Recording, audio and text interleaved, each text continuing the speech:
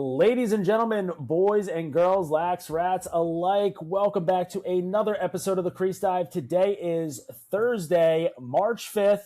I'm Jordie from Barstool, and you are listening to a very special episode of a Top 100 podcast, Top 100 lacrosse podcast, maybe even a Top 100 podcast, who knows? Because we've got the whole band back together. We've got Dukes. We've got Ness.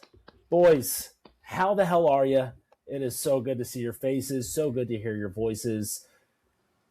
Lay it on me. Ness, take it away, dude. No.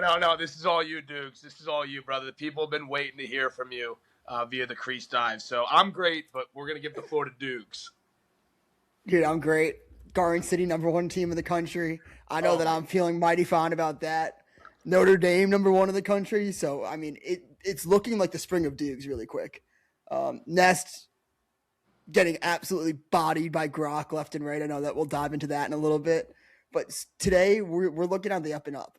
Today's a new day, and it's a glorious day. Nest, I'm surprised you even showed up after getting bodied by Grok today. That's weird. The last tweet I have from Grok is him saying that there's a legitimate chance I was a top 100 goalie of all time in the Division III, Division II realm. That's not me saying that. That's Grok. I'm not Grok. But is that after you paid like $30 for Grok Premium, and then that way he starts being nice to you?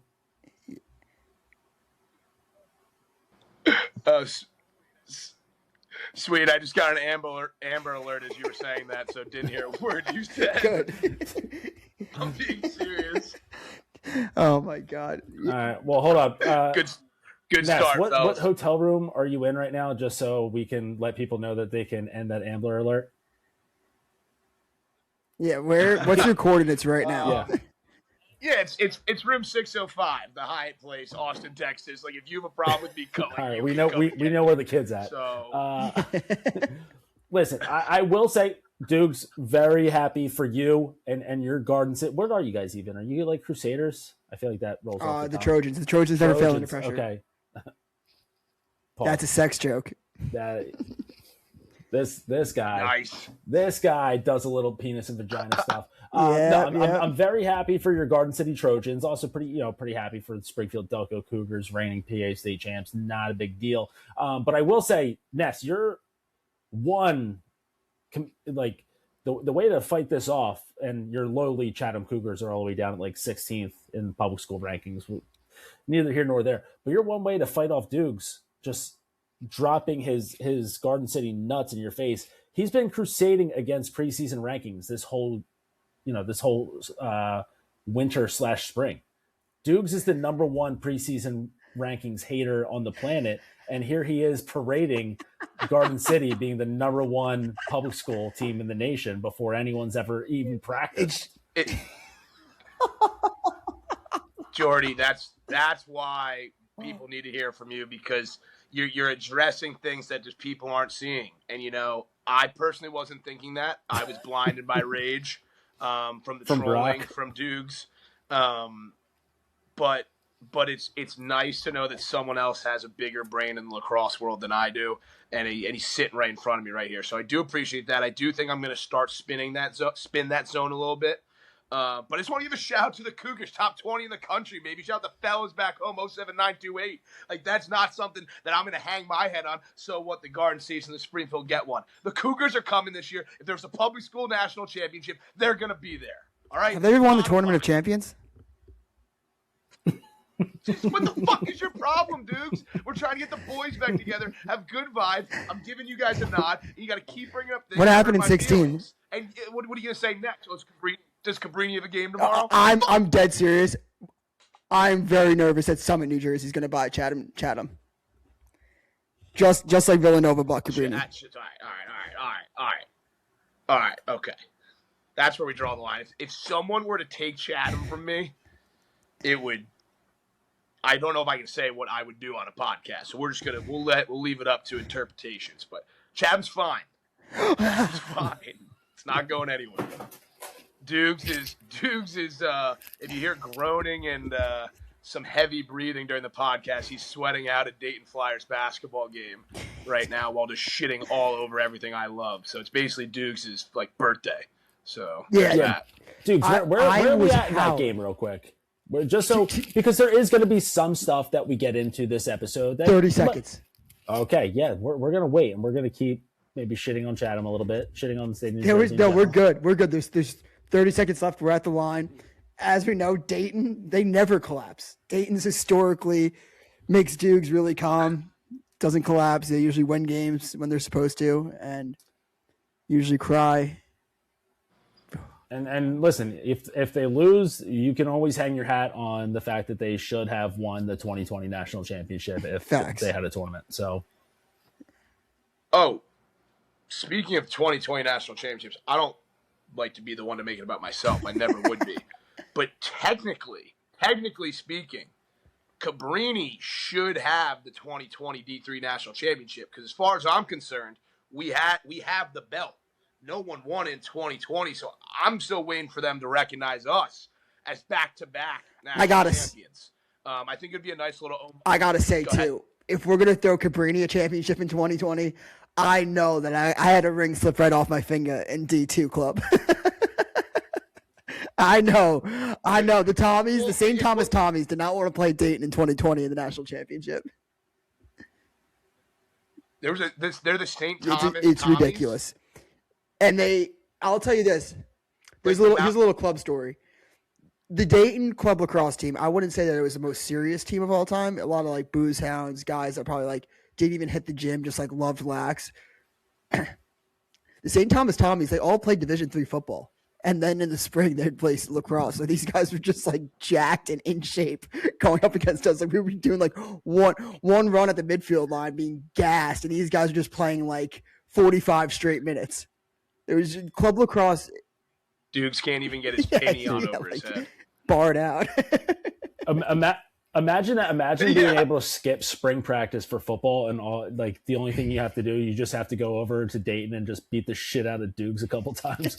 Go out for a couple runs and just run over this poor LSM that was the best backup goalie in high school history. My shoulder. I remember we were playing the Tommies, the St. Thomas Tommies, and my shoulder. I was like, this kid's getting like a softball clear, and I'm like, I'm going to nail this kid. Probably a D3 football player.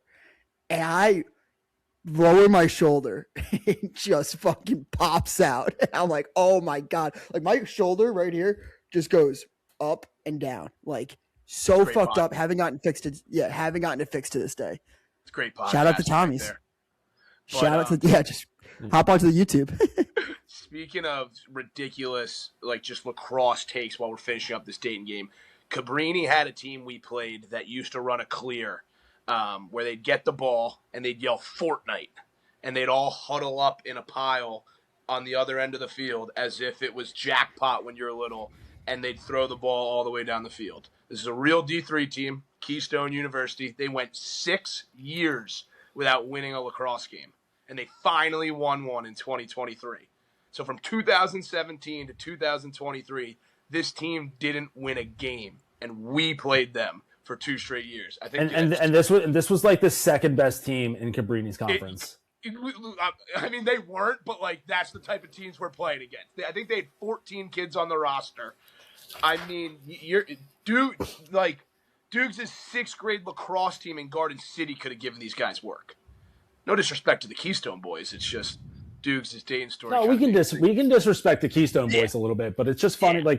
Like I think at that point you could probably throw anybody in net for Cabrini, and they'll be able to put up numbers in those games to kind of convince themselves that they could be a top 100 goalie of all time in D2 D3. You know what's funny? Nessler, Nessler, I got to stop you really quick. Is it recording for you? I think so. It's going like on and off.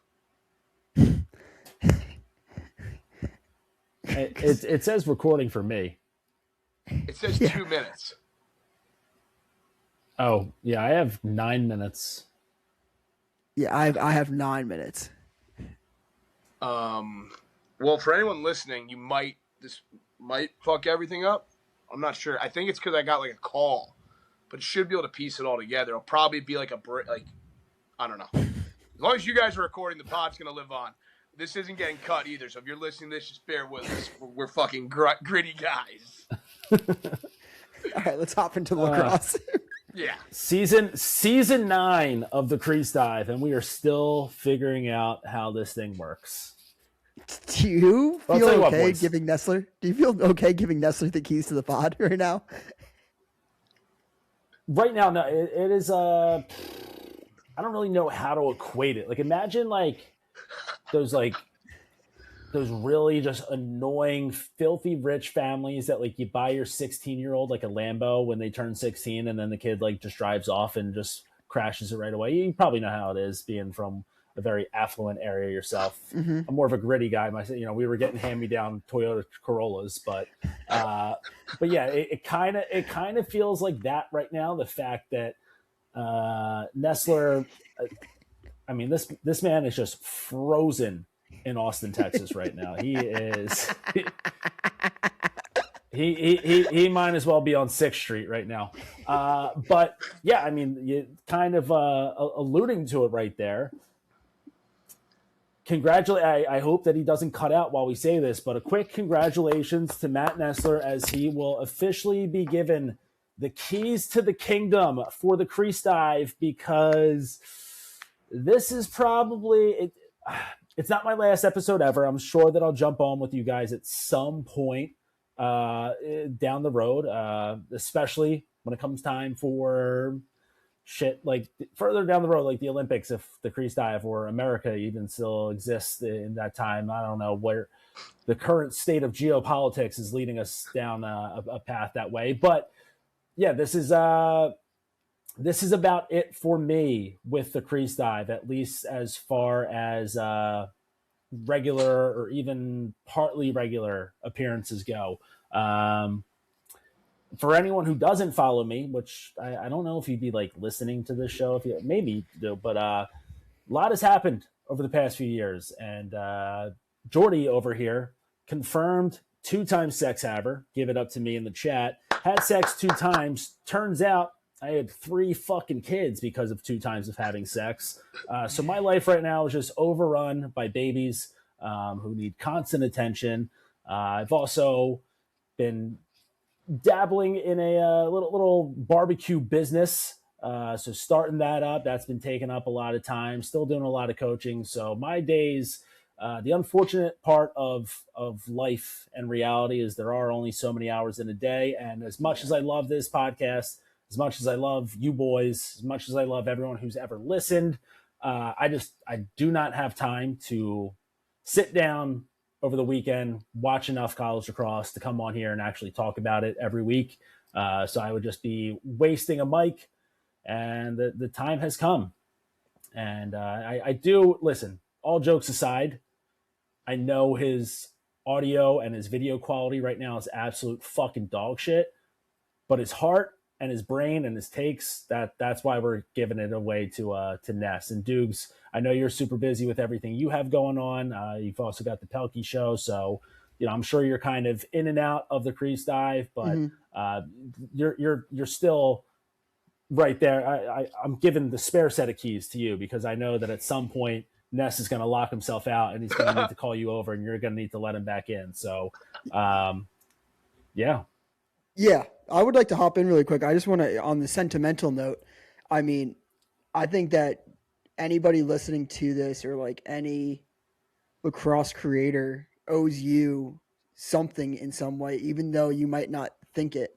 Like 2016 when Barstool was around, it was like a very pivotal moment for like a lot of fans that follow the lacrosse, and you brought the sport like to the limelight at Barstool. I think a lot of people got into the I know I did, purely because of like what you built at Barstool. I used to read your blogs all the time. We met at like the second PLL weekend when I was blogging for about 5 people and just chopping it up. And then 2 years later, you asked me to hop on the pod as a co-host, like, which is like pretty crazy to think about. So I'm eternally grateful. I would never have the opportunities that I've gotten without you just saying, hey, want to come, like, would you like to join the Crease Dive? Just kind of out of the blue. So I owe a lot of where I'm at today because of you. So I just want to say thank you. That's the last sentimental thing I'll say of the pod. And then I actually want to tell a story about Nestler, which I think is hilarious. I actually told this the other day to somebody. Well, hold up, because first off, what Kevin McDougal, what were you like, Whistle Out Sports or something? What was it? Nosebleed Sports. Nosebleed Sports. There you are. Yeah, dude. Oh, dude, second ever. We're at Red Bull Stadium in fucking dog shit, wherever that actual because it's not Newark, is it? It's like Harrison, New Jersey. It's like Harrison, New Jersey. Oh, amazing stadium, awful area. Dude, because as much as I have fought to give lacrosse the coverage that it deserves at Barstool, it still was not financially compensated at all to cover lacrosse at Barstool. So I paid.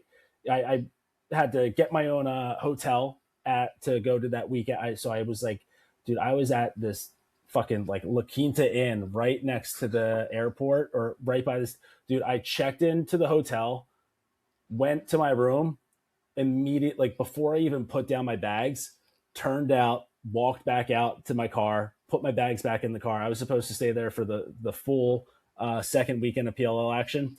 Just caught the first day. As soon as that day was over, headed straight back home. I was like, I cannot fucking stay another minute in Harrison, New Jersey. But I did get a chance to meet Dukes there. That was awesome. And I will say, like, over the past couple days, as I've been getting ready to do this episode, I have been like kind of like looking back on what has happened, like with, like the first episode of the Crease Dive, season 1, episode 1, it was January 26, 2018. And like, it's not that the Crease Dive was the first lacrosse podcast, but like there could have only been like 2 or 3 other ones. So like, it is pretty cool to like see now you on the Pelkey show, and Ness, you've got a rising star in the lacrosse sphere, to like see, where everything is at from, 8 years ago, when the pod first started. And yeah, like when I first got to Barstool, it was like the only time that lacrosse was ever talked about at Barstool was, it'd be like K Marco shitting on like some lax bro doing some like dumb shit. And like, that was like the only time that lacrosse would get covered.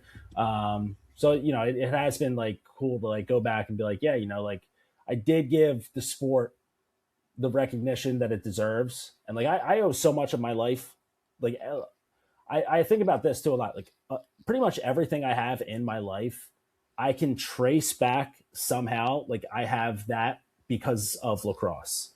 Like, I went to the school that I went to because I played lacrosse. I have all my boys that I have because I played lacrosse. Like I have the job that I have because of where I went to school, because of where I played lacrosse. And like all these things in my life are because of lacrosse. So, it's been really cool to, in a small way, give back to lacrosse over these years with the pod. And like, it's not that I'm still giving way too much back to lacrosse. I'm still in my 10th year of coaching high school lacrosse now. So I'm still giving back to lacrosse. It's not like I'm stepping away from it permanently. But as far as just being able to watch it and chop it up week to week, maybe that part is what is it, Jon Snow? My watch has ended on that one. It's a huge commitment, and you'd be doing a disservice at this point to be like, if you're going to do something, do it 100%. It's just like a lesson in life. But like, I remember also like I came to the conclusion that I wanted to start covering sports, and especially lacrosse. Like I told the story before, but I can attribute a lot of where I'm at today because of how I fucked up with lacrosse, and like getting caught smoking weed in Garden City my senior year, getting kicked off my team my senior year of lacrosse. Like, I was like, fuck this. I lost a lot of opportunities to play lacrosse in college. And I was like, I'm going to go to Dayton and party my ass off. Through partying at Dayton, I realized that I was like, I want to cover lacrosse. I hated lacrosse for a long time. And I found my love again my junior year. And I started listening to the Crease Dive.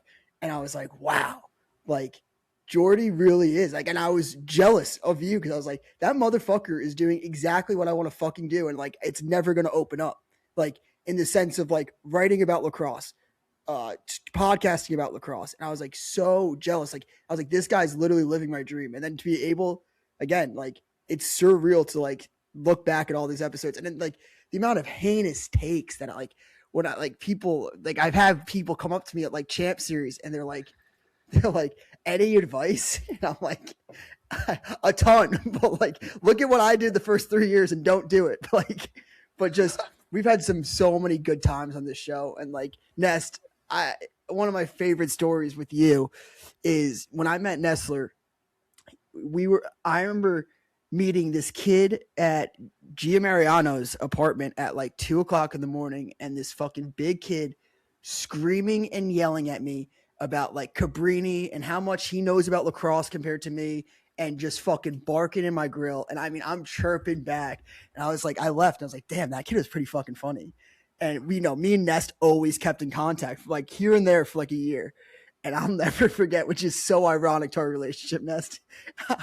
You get that notification that's like Cabrini's getting bought by Nova, and that same day, the Crease Dive internship, like we put out because like they had the All-Star break or whatever, and I was like, yeah, I have this kid, we're gonna get him on. And my real thing was like, I'm not gonna give this kid the internship, but I was like, I need to bust his balls about Cabrini because like a year ago he was up my ass about Cabrini lacrosse. And you came on, you killed it. I mean, you crushed it. I remember like going out in the shore and everyone was coming up to me that they wanted you to get the internship. So like, you're a dog, dude, and you want this, and you have hustle, and I know how bad you want it. And it's just, we all share one thing in common, and it's we love lacrosse. And me and Jordie share something else in common, where we have 2 top 5 high school lacrosse teams. And Nestle, I wish one day that you could cherish that moment with us. Yeah, I mean, I was about to start crying there until the last part because you just had to be a little prick, like always.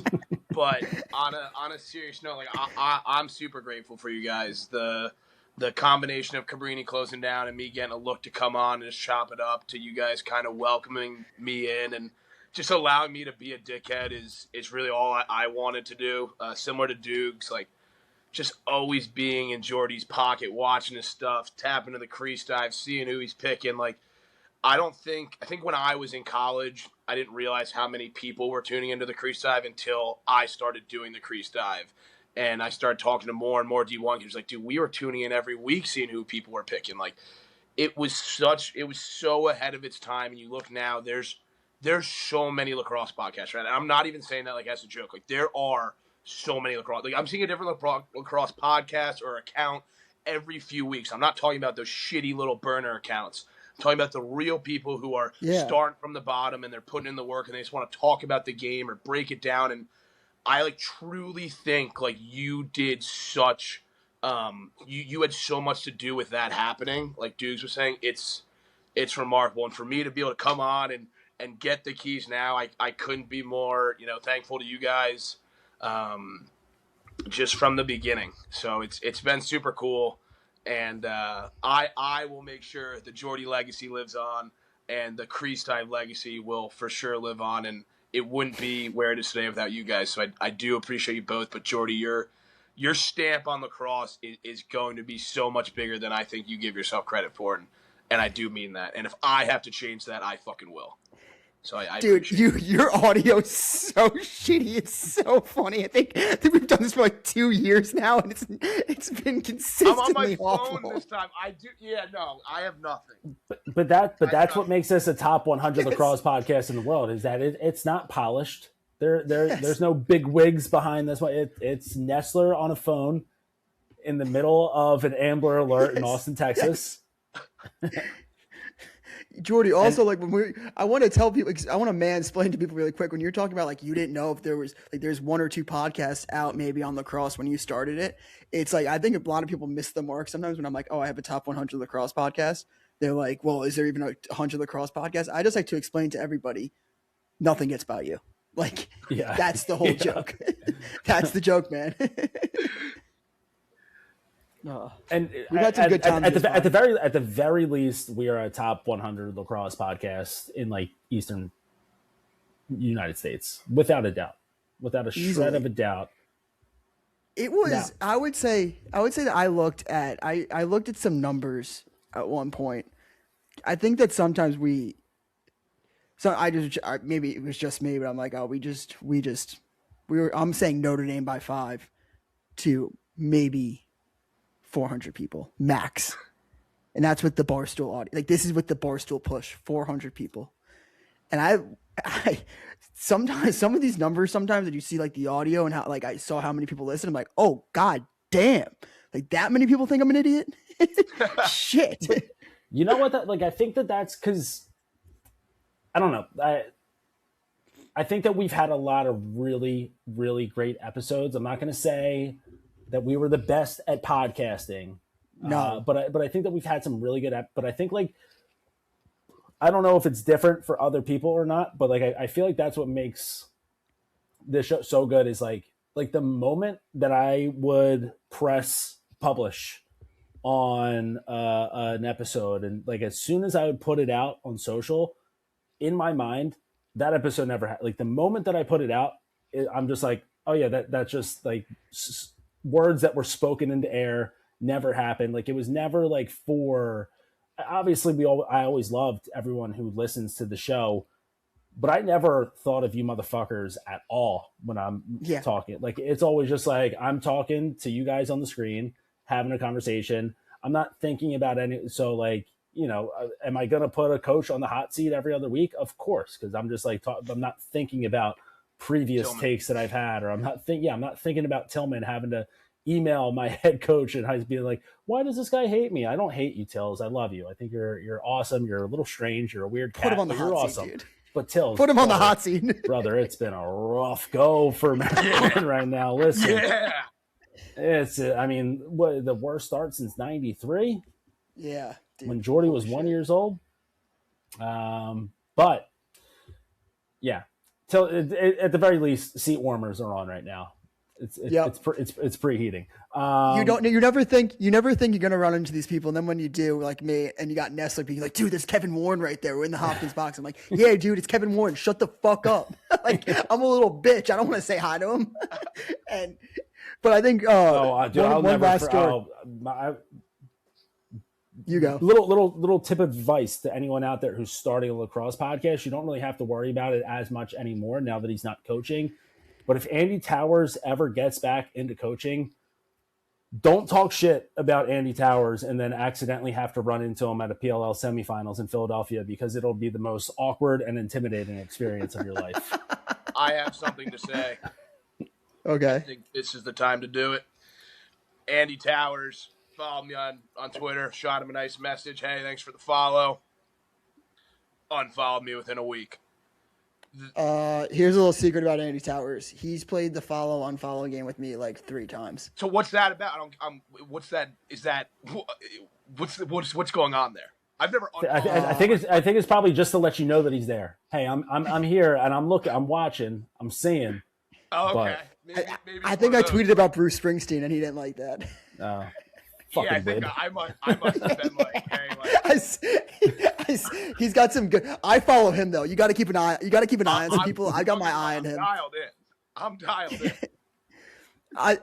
When you were talking about Jordy, I want to go back to this really quick about like you say something and you don't think anyone listens. I remember like most of the time, like you just get caught in the moment, especially when I'm starting out on the mic. Like I'm so excited to like get takes, and like there's this new energy when you're like, you probably notice that with me at first when it's like you're in year 8 and I'm in like year 1 and 2 and I'm just like so pumped to get out there. And I remember probably we're talking about like Patriot League lacrosse.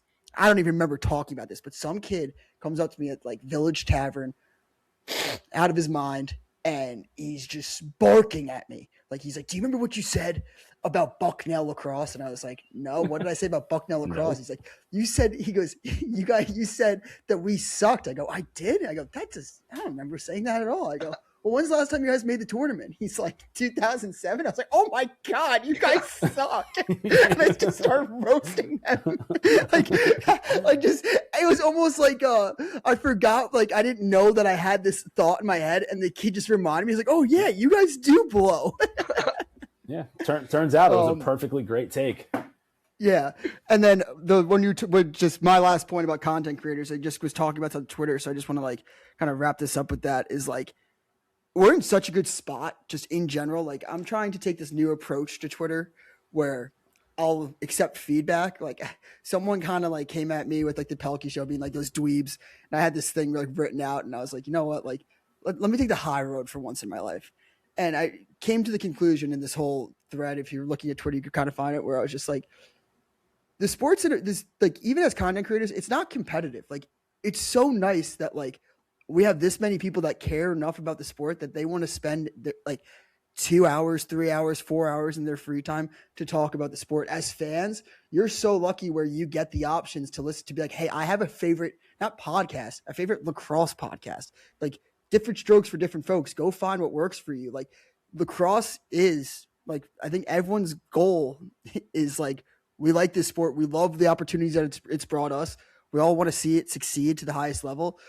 Maybe some people want to keep it as niche as possible, but at the end of the day, everyone loves it. So I think that just lacrosse has never been in a better spot, and lacrosse media wouldn't be where it is without you, Jordy. Seriously. And Jake, shout out Shido.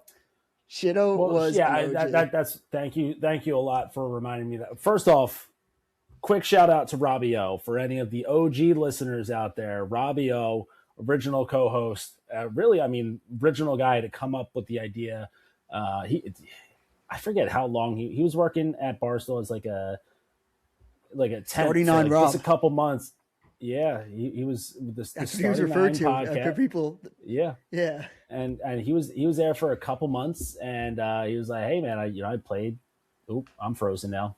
Shout out, there we go. But yeah, he's like, hey, like I'm here, like if I'm doing all this production work, and we're doing a show about baseball. He's like, I'm a lacrosse guy. I want to talk about lacrosse, and so I mean, without Robbie O, there is no Crease Dive.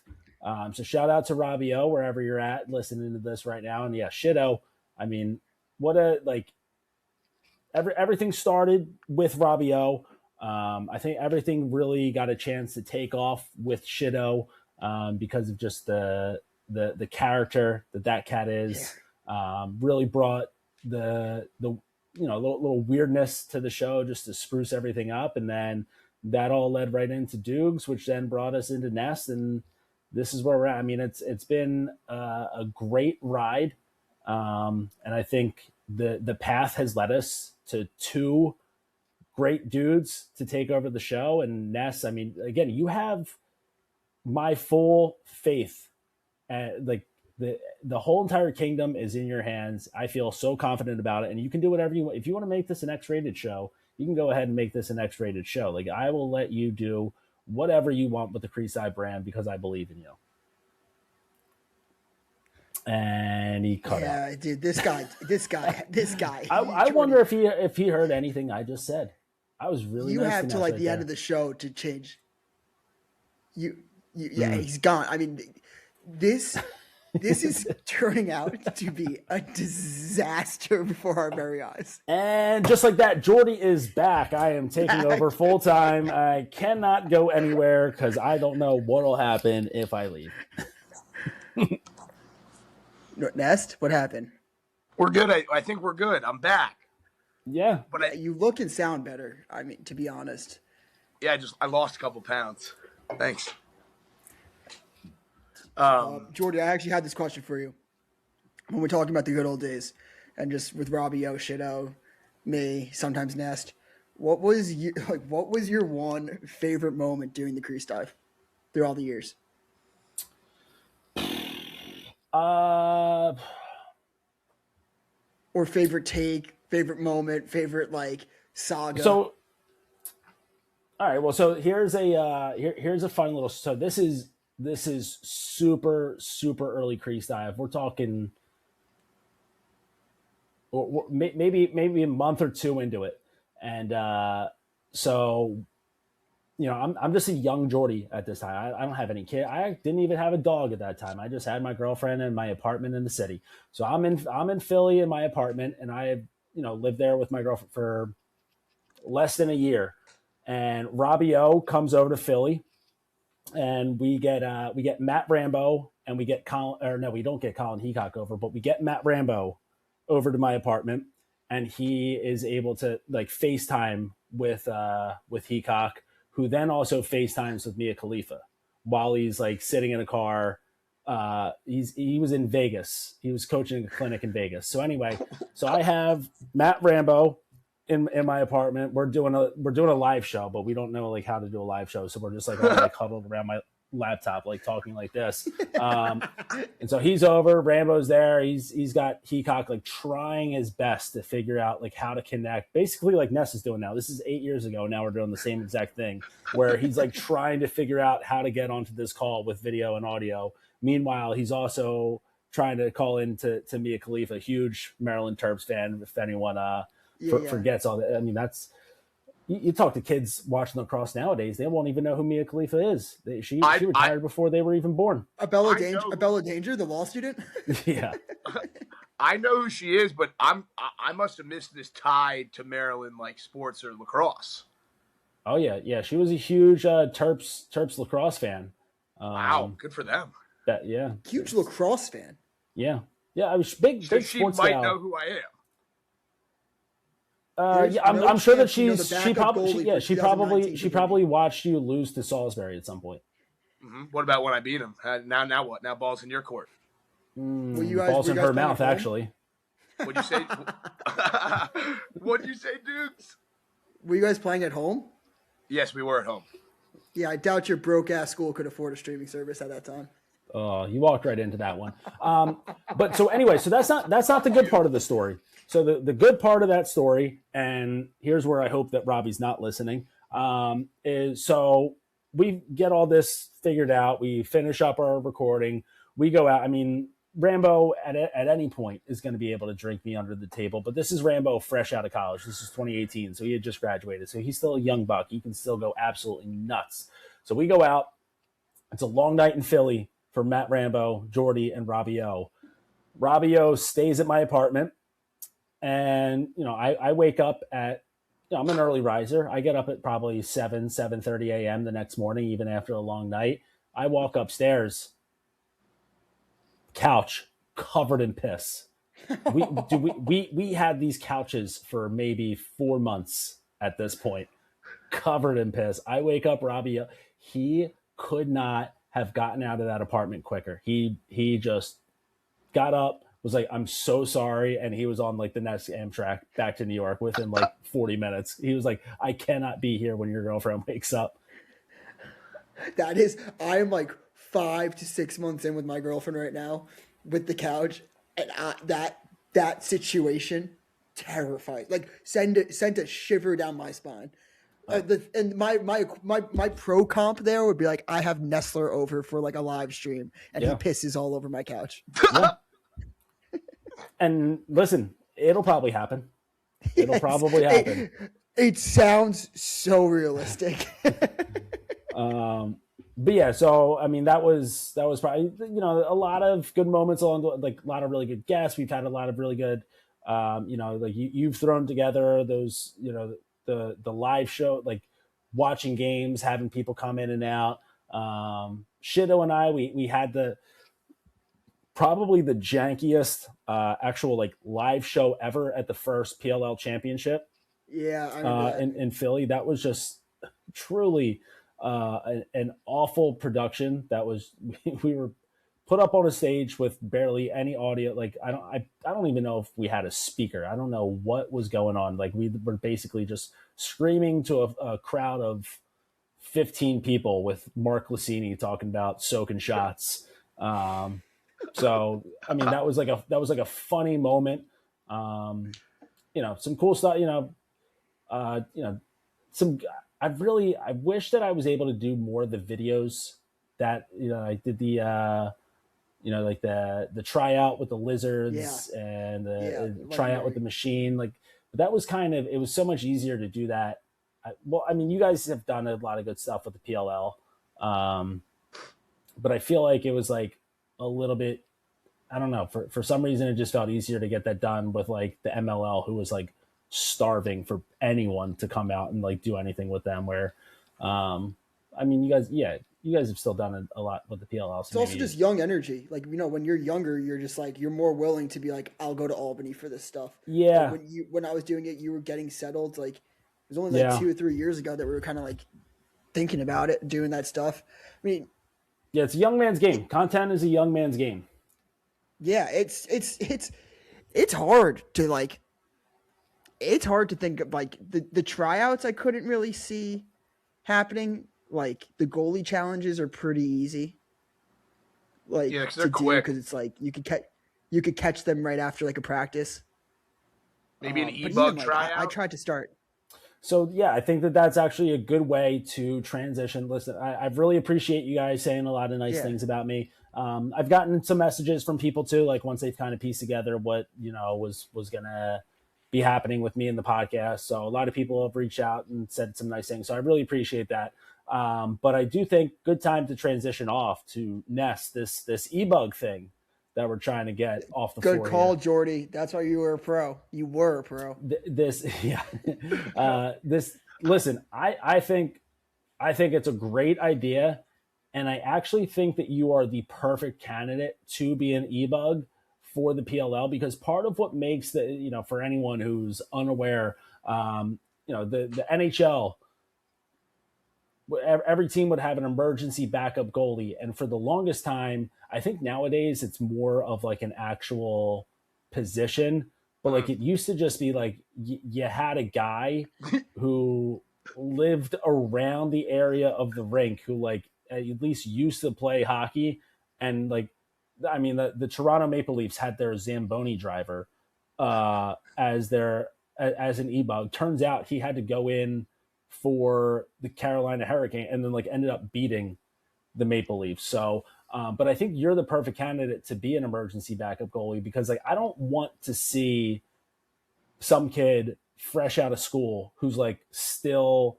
like pretty trying. nasty. Yeah. Like I want to see. I'm trying to do this in a way that doesn't hurt your feelings here now. No, you can. No, go ahead. Go ahead. I want to see a washed up shitbag in net. That's the thing. Let me go in really quick. That's exactly the problem with this. Nestler's trying to be like, how funny would it be if I was like the Ebug at like Champ Series? Like it's the worst idea for his ego, because if he gets like 5 saves and he's like 30%, he's like, I'm telling you, on my best day, I could have played in the pros. Like he's gonna somehow spin zone this. Like if he has 6 saves in a Champ Series game, he's gonna be like, I would have 12 on the field, 55% save percentage. This is gonna do nothing but make him think that he could start in the PLL. There's no like the only option that's good is if he gets shelled. But listen, what does he think? What does he think right now? I don't need to be an Ebug.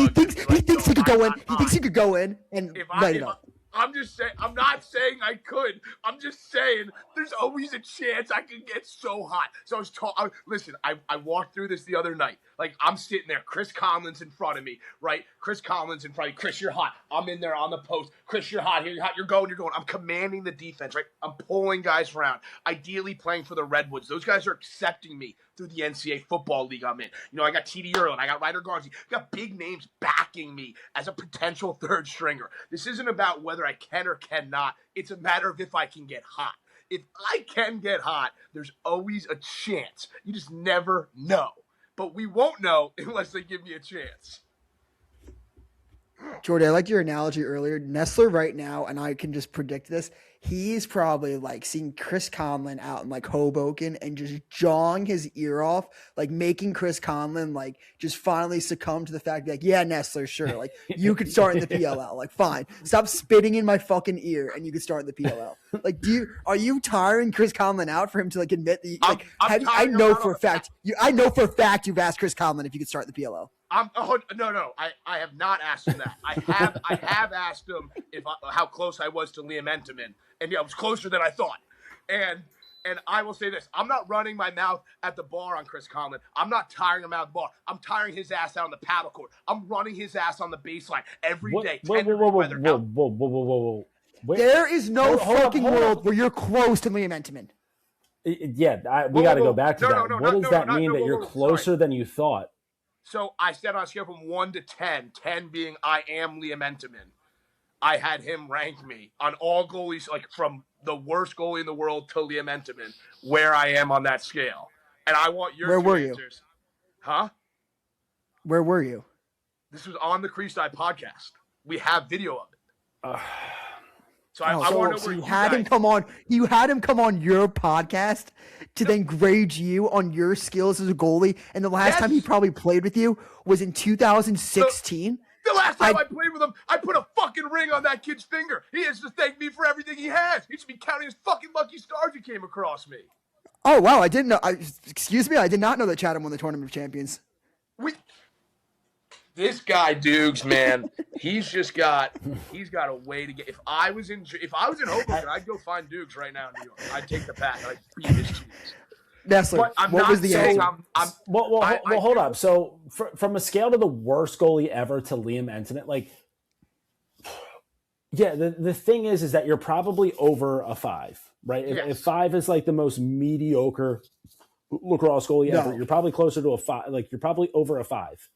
The issue is like to get from 9 to 10 is probably so much harder of a leap to get from 1 to 6, you know? Correct. So like on the numbers scale, like, are you closer to it? Yes, but like the difference is still insurmountable. 100%. Like the difference makes between for a great headline. The difference between Jack Kelly, Team USA goalie, at his peak, probably Jack Kelly was really good in his peak. That's Yeah, I was about to say whatever you're about to say was not. Liam Entenmann is arguably one of the best goalies I've ever seen in my eyes. But as far as pros go, he's not. You can't just be like he's better than everyone ever. Right now, he's the best goalie in the world.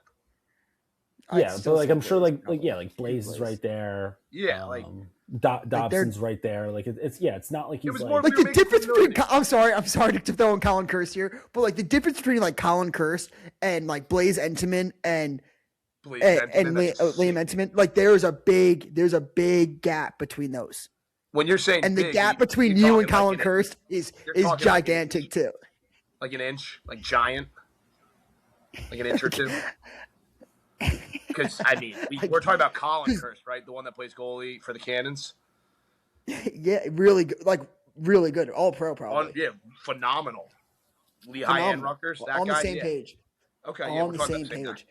Okay. The difference between the all pro Colin Kirst and, like, there's levels to Nest. There's levels to this shit. I'm never going to go that's on. the thing. So, but I will say, like, I do think that Ness could go. Like, I think that being a goalie is so much about just being a sicko and just like I hate this so fucking if you much. see. But here's the thing, man. You see a couple shots, you kind of get a chance to get used to the speed. Like, I do think that Ness is such a sicko that he'd be able to make a few saves. That his team would get fucking pummeled, no doubt about it. But he would make those few saves that would do exactly what you think and would say, okay, yeah, like I could go ahead and if I really committed myself to this, I could be. Can I say something? Can I help you? Yeah, you can mute me if you need. But I was gonna say. No, can I help you? Oh, can you help me? Yeah. I'm gonna give you a compliment. I think that I have Nestler down to a T on the type of competitor he is. He's the type of goalie, which is probably a little bit similar to like how I'd be, where if you got the PLL opportunity, like in your competitive spirit, like you don't start against Salisbury, then you go in the second half, like you might pitch a shutout because you're so juiced up, your competitive juices are flowing, like you're locked in on that game. Like you step up to the moment, man. Gamer. Like you go in for the Ebug, you might play the best lacrosse of your life in that Ebug moment. Like they might make a Disney film. Don't say gamer because I think I know where this is going. I don't know. If you played though, like if you had that moment where you were like the Ebug and you showed up and they're like, wow, like maybe Nestler does have like let's put him on a roster. You would get fucking shelled through like a 10 game. Like the law of averages. Yeah. After that high where like the juices aren't flowing, like then part of being a good goalie is like you have to be good. You have to be constant for 12 games. I don't give a fuck about you on your roller coaster high. Now go, Nestler. No matter what the high or lows is of how I'm seeing the ball, I'm gonna give you the highest level communication you can get out of a goal. All right. And that's something that you can't take from me. I'm going to tell you who's hot. I'm going to tell you where the ball is. I'm going to have the confidence. It's all about rah-rah, positive energy, instilling confidence, being together. One motion, roll moon. Yeah, it doesn't matter. On to the next one. Getting the offensive guys going. It's about being a camaraderie locker room guy. Am I able to play the PLL? No. I don't want some fucking PLL guy coming up to me being like, you're a fucking idiot. Like, I'm not actually that fucking stupid. I'm just saying, if you threw me in there from the bleachers, 4 beers, and a bong rip deep, I'm giving you fucking hell, okay? That's the bottom line. We don't need to do too much more Ebug talk because I don't want it to be an actual, like, I'm not that stupid. I know how good these guys are. Well, then I guess we could just talk about if you're a top 100 D2, D3 goalie of all time. And also for any listener out there, I doubt we talk about Champ Series or Division I lacrosse from here on out. This is a pure chop session with the boys. Yes. You at this point, if you're not listening, if you're not interested in this, just turn it off. Yeah, and there's a TD Ierlan interview at the end of the episode for anyone who's into that kind of stuff. TD's a legend. Stick around for that. But this guy's teasing. He's teasing interviews right now. I gave him. He's good. Yeah. I mean, yes, I do think that. I don't know. I think the 100 goalie at your peak's a more interesting, realistic statement. The 100 goalie of all times, like in no. That's not good for you either. No, I think that's easy. Top 100 for your peak. Like when that's when I was at the best in my life at that moment in time across everyone in the world at that time, I was a top 100 goalie in the world. Oh, when were you? Yes. When do you think? Not okay. So you're not going up against everybody else's Correct. Peak. When you're I hit saying my peak, freeze it. At your peak, you were a top 100 in the world, right? Not ever. Correct. At that moment. Okay, let me ask. When was your peak? I have a funny feeling that I know. 2020 February or 2022 was probably my peak as well as playing the best ball of my entire career. My last 2 seasons. So let's say 2020 February. Were you better than Austin Kaut? No, I mean we can give all the pros. So let's go every pro and backup. That's 24 at minimum. Let's go 24 pros. So every pro and backup, then you've got a good amount of. And let's also go for like any third string too. Sure. So let's go for like the recently retires there. 30 to 40 pros. I'm fine with that. 30 to 40 pros, 30 to 40 D1 guys, and 10 D3 guys, and then maybe a handful retired cats. If there's 10 D3 guys, I don't think there's any. But you don't think that like Maryland has like you don't think that Maryland's like goalie room had like 3 guys that were better than you? Two. I'd give them 2 at 2. Yeah. Yes. Okay. 2, maybe. I don't. I'm being serious. I like. No. Here's the thing, Nestler. Here's the thing. I know you're being serious. Yeah. Here's one thing I know about you. I know you're being serious. Because like yeah. I think if you really want to do the math, trim it down, rely a lot on a little bit of overconfidence, we can slot you somewhere into that 98 to 102. Yes. I think that's fair. I'm comfortable with anything from 90 to 130. I think we found the best part about this podcast. We'll come at each other's neck. Then we'll come together for a kumbaya, and we can agree on something like this. That was quick, easy, bang. On to the next one.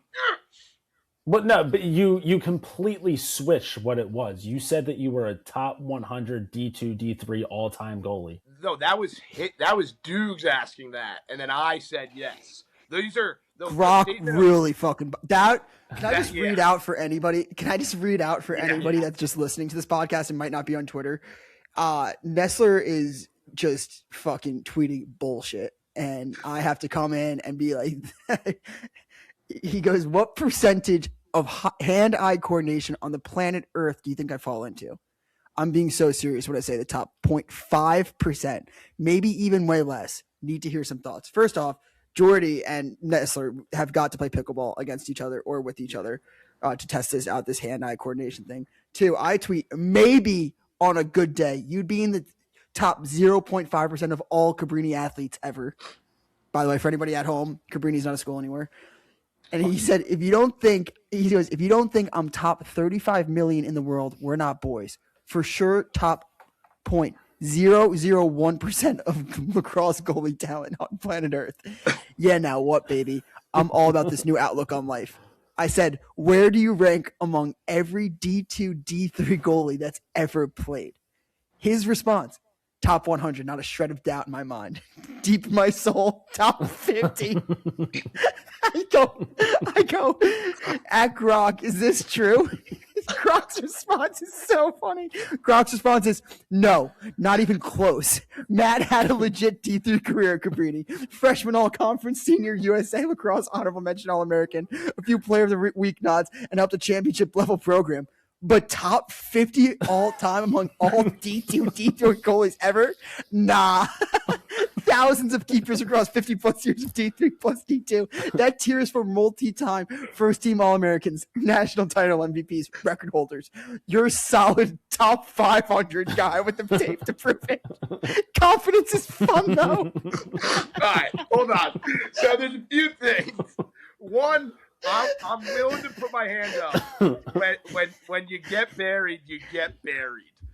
But what Grok being able to say like nah and talk to me like that, like I thought Grok was supposed to be like a fucking robot. It sounds like some kid from Salisbury wrote this back to me, and he's just cosplaying as Grok.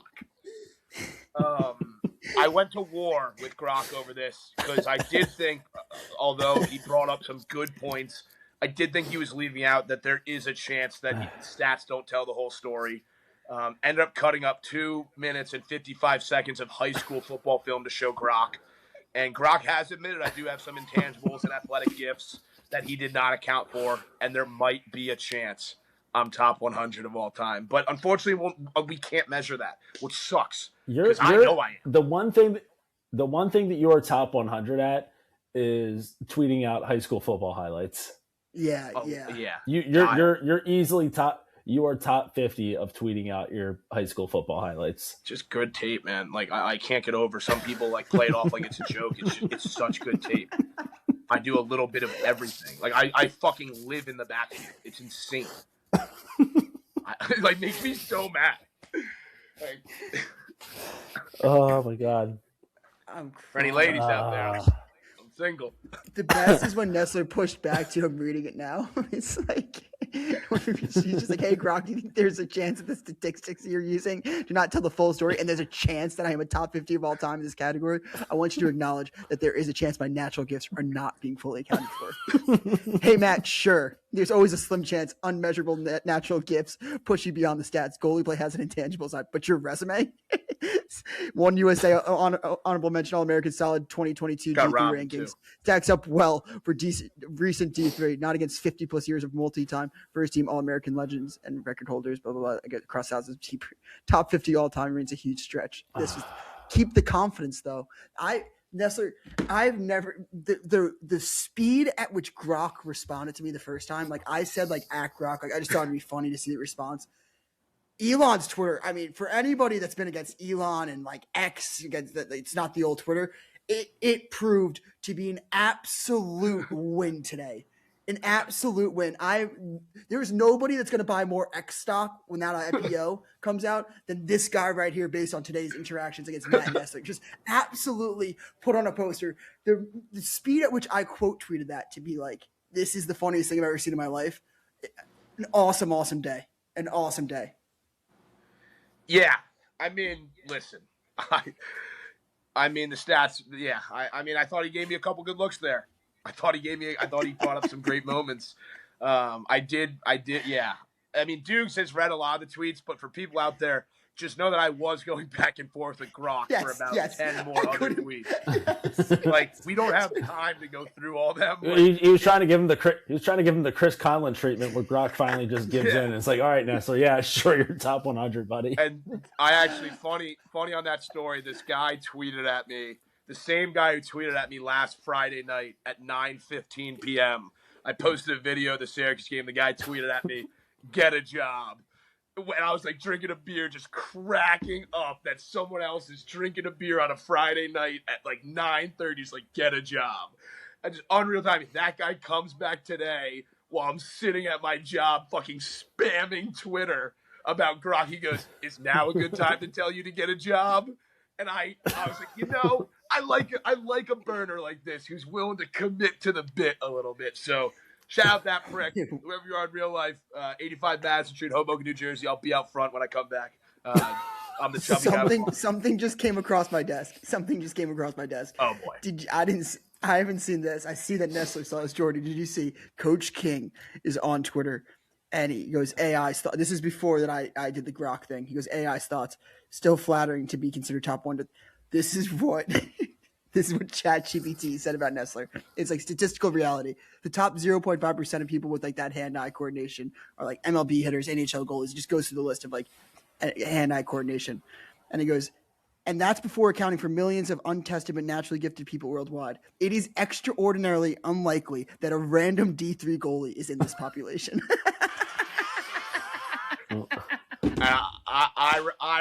The word random, it was like it just hurts so bad when the internet itself is the one telling you that you're a fucking dork. But it's me, baby. I'm unapologetically me. I believe everything I tweet. And unfortunately for everyone, you guys won't be able to prove me wrong. It's the beauty of numbers. I'm a number guy. I'm officially a number guy starting now. So it is what it is. So good, dude. Oh, no. Did I just leave? Nah. Nope. I'm still here, right? Good job, boys. Yeah, that was a great chop, Sash. Is there any lacrosse that we should talk about before we kind of wrap things up here? Does anybody have a take? You know what? I have a take. So real quick, I know, Nestler, you've been pushing Richmond to be America's team. Yes, sir. I'm fine with that. Right, I want to right now put it out there. America's team, the team that we, as a country, as a people, as a society, need to rally around against the Iona Gales right now. The Iona Gals need America behind them right now. They are 0-8 to start the season. I think they 8 losses in the month of February. Just a fucking dog shit month. So much fucking snow on the ground. Think about all that snow all those freshmen had to shovel off the turf this year. For what? Just to get fucking dick stomped 8 times in a row to start the season. They go out to Utah. They lose 32-4. Utah hanging a 32 burger on Iona. First, I don't know how I feel about that right now. Utah, you might be on my shit list. You might not be. I'm a little conflicted on how I feel about hanging 32. It is Division I lacrosse. So, like, at the end of the day, run it up if you can, run it up if you want to. But 32-4 was I got a guy, a Springfield Delco boy leading the way for Iona, Jimmy Kennedy. At least, if you're going to lose 13-4, at least you can be the guy who scored 3 goals in that game for Iona. But they're 0-8 to start the season, and they are officially my pick to be America's team. We need to be rooting for those boys. You can't lose a game 32-4 and not come away with that season without one win. They do Jordy. they do have a great schedule coming up. I mean, they've got Canisius, Manhattan, Mount St. Mary's, Quinnipiac, and Merrimack. Those are all teams in their conference that only have 1 win so far this year. So it's not like they're going up against powerhouses the rest of the way, but we got to get those boys a win. Go ahead, Ness. Yep. I was going to say, you're not the first, to try to get the Iona fellas going a little bit. We had someone submit Iona during the official NCAA polls ranking, in case anyone didn't see. But they also mentioned, I believe they have 6 wins against the spread this year. So for all the bettors out there, for all the guys that are looking for a reason other than a feel-good, hey, we got to back the fellas, new kid on the block, maybe getting picked on a little bit by the guys out in Utah who weren't not too long ago. We're also the new kids on the block. Little, hey, I'm part of the gang now. I'm going to beat up on Iona. What was the spread on that game? Plus 28.5? They did not cover that game. Okay. Just to be abundantly clear to all the fellas at home. But I just think something to look forward to. A team that's going to get some points, going to fight. I believe one of the Kavanaugh brothers is out there coaching them. So there's hope for the Iona fellas, and I think they got to go out and get a win these next 4 games. As long as not against Mount St. Mary's, Cabrini guy in that team. Shout out Brady Ronner. My update is Freshie no longer on the hot seat. huge. I mean, unless they like miss the tournament or something catastrophic, like I reserve the right to put it back on. Okay. I always reserve. I haven't said this one yet. I'll put this one out on the Crease Dive. If I had the PLL draft, I would take Owen Duffy over Joey Spallina. If I had the number one pick in the PLL draft right now, I'd take Owen Duffy and potentially McCabe Millen over Spallina. I think that projects to be better pros. Joey will fit in. Joey would fit in probably better as like even like I just don't think Joey can be the guy.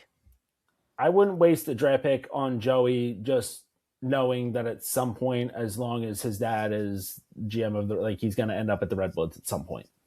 Yeah. Like, I think Joey will just be a fucking great pro.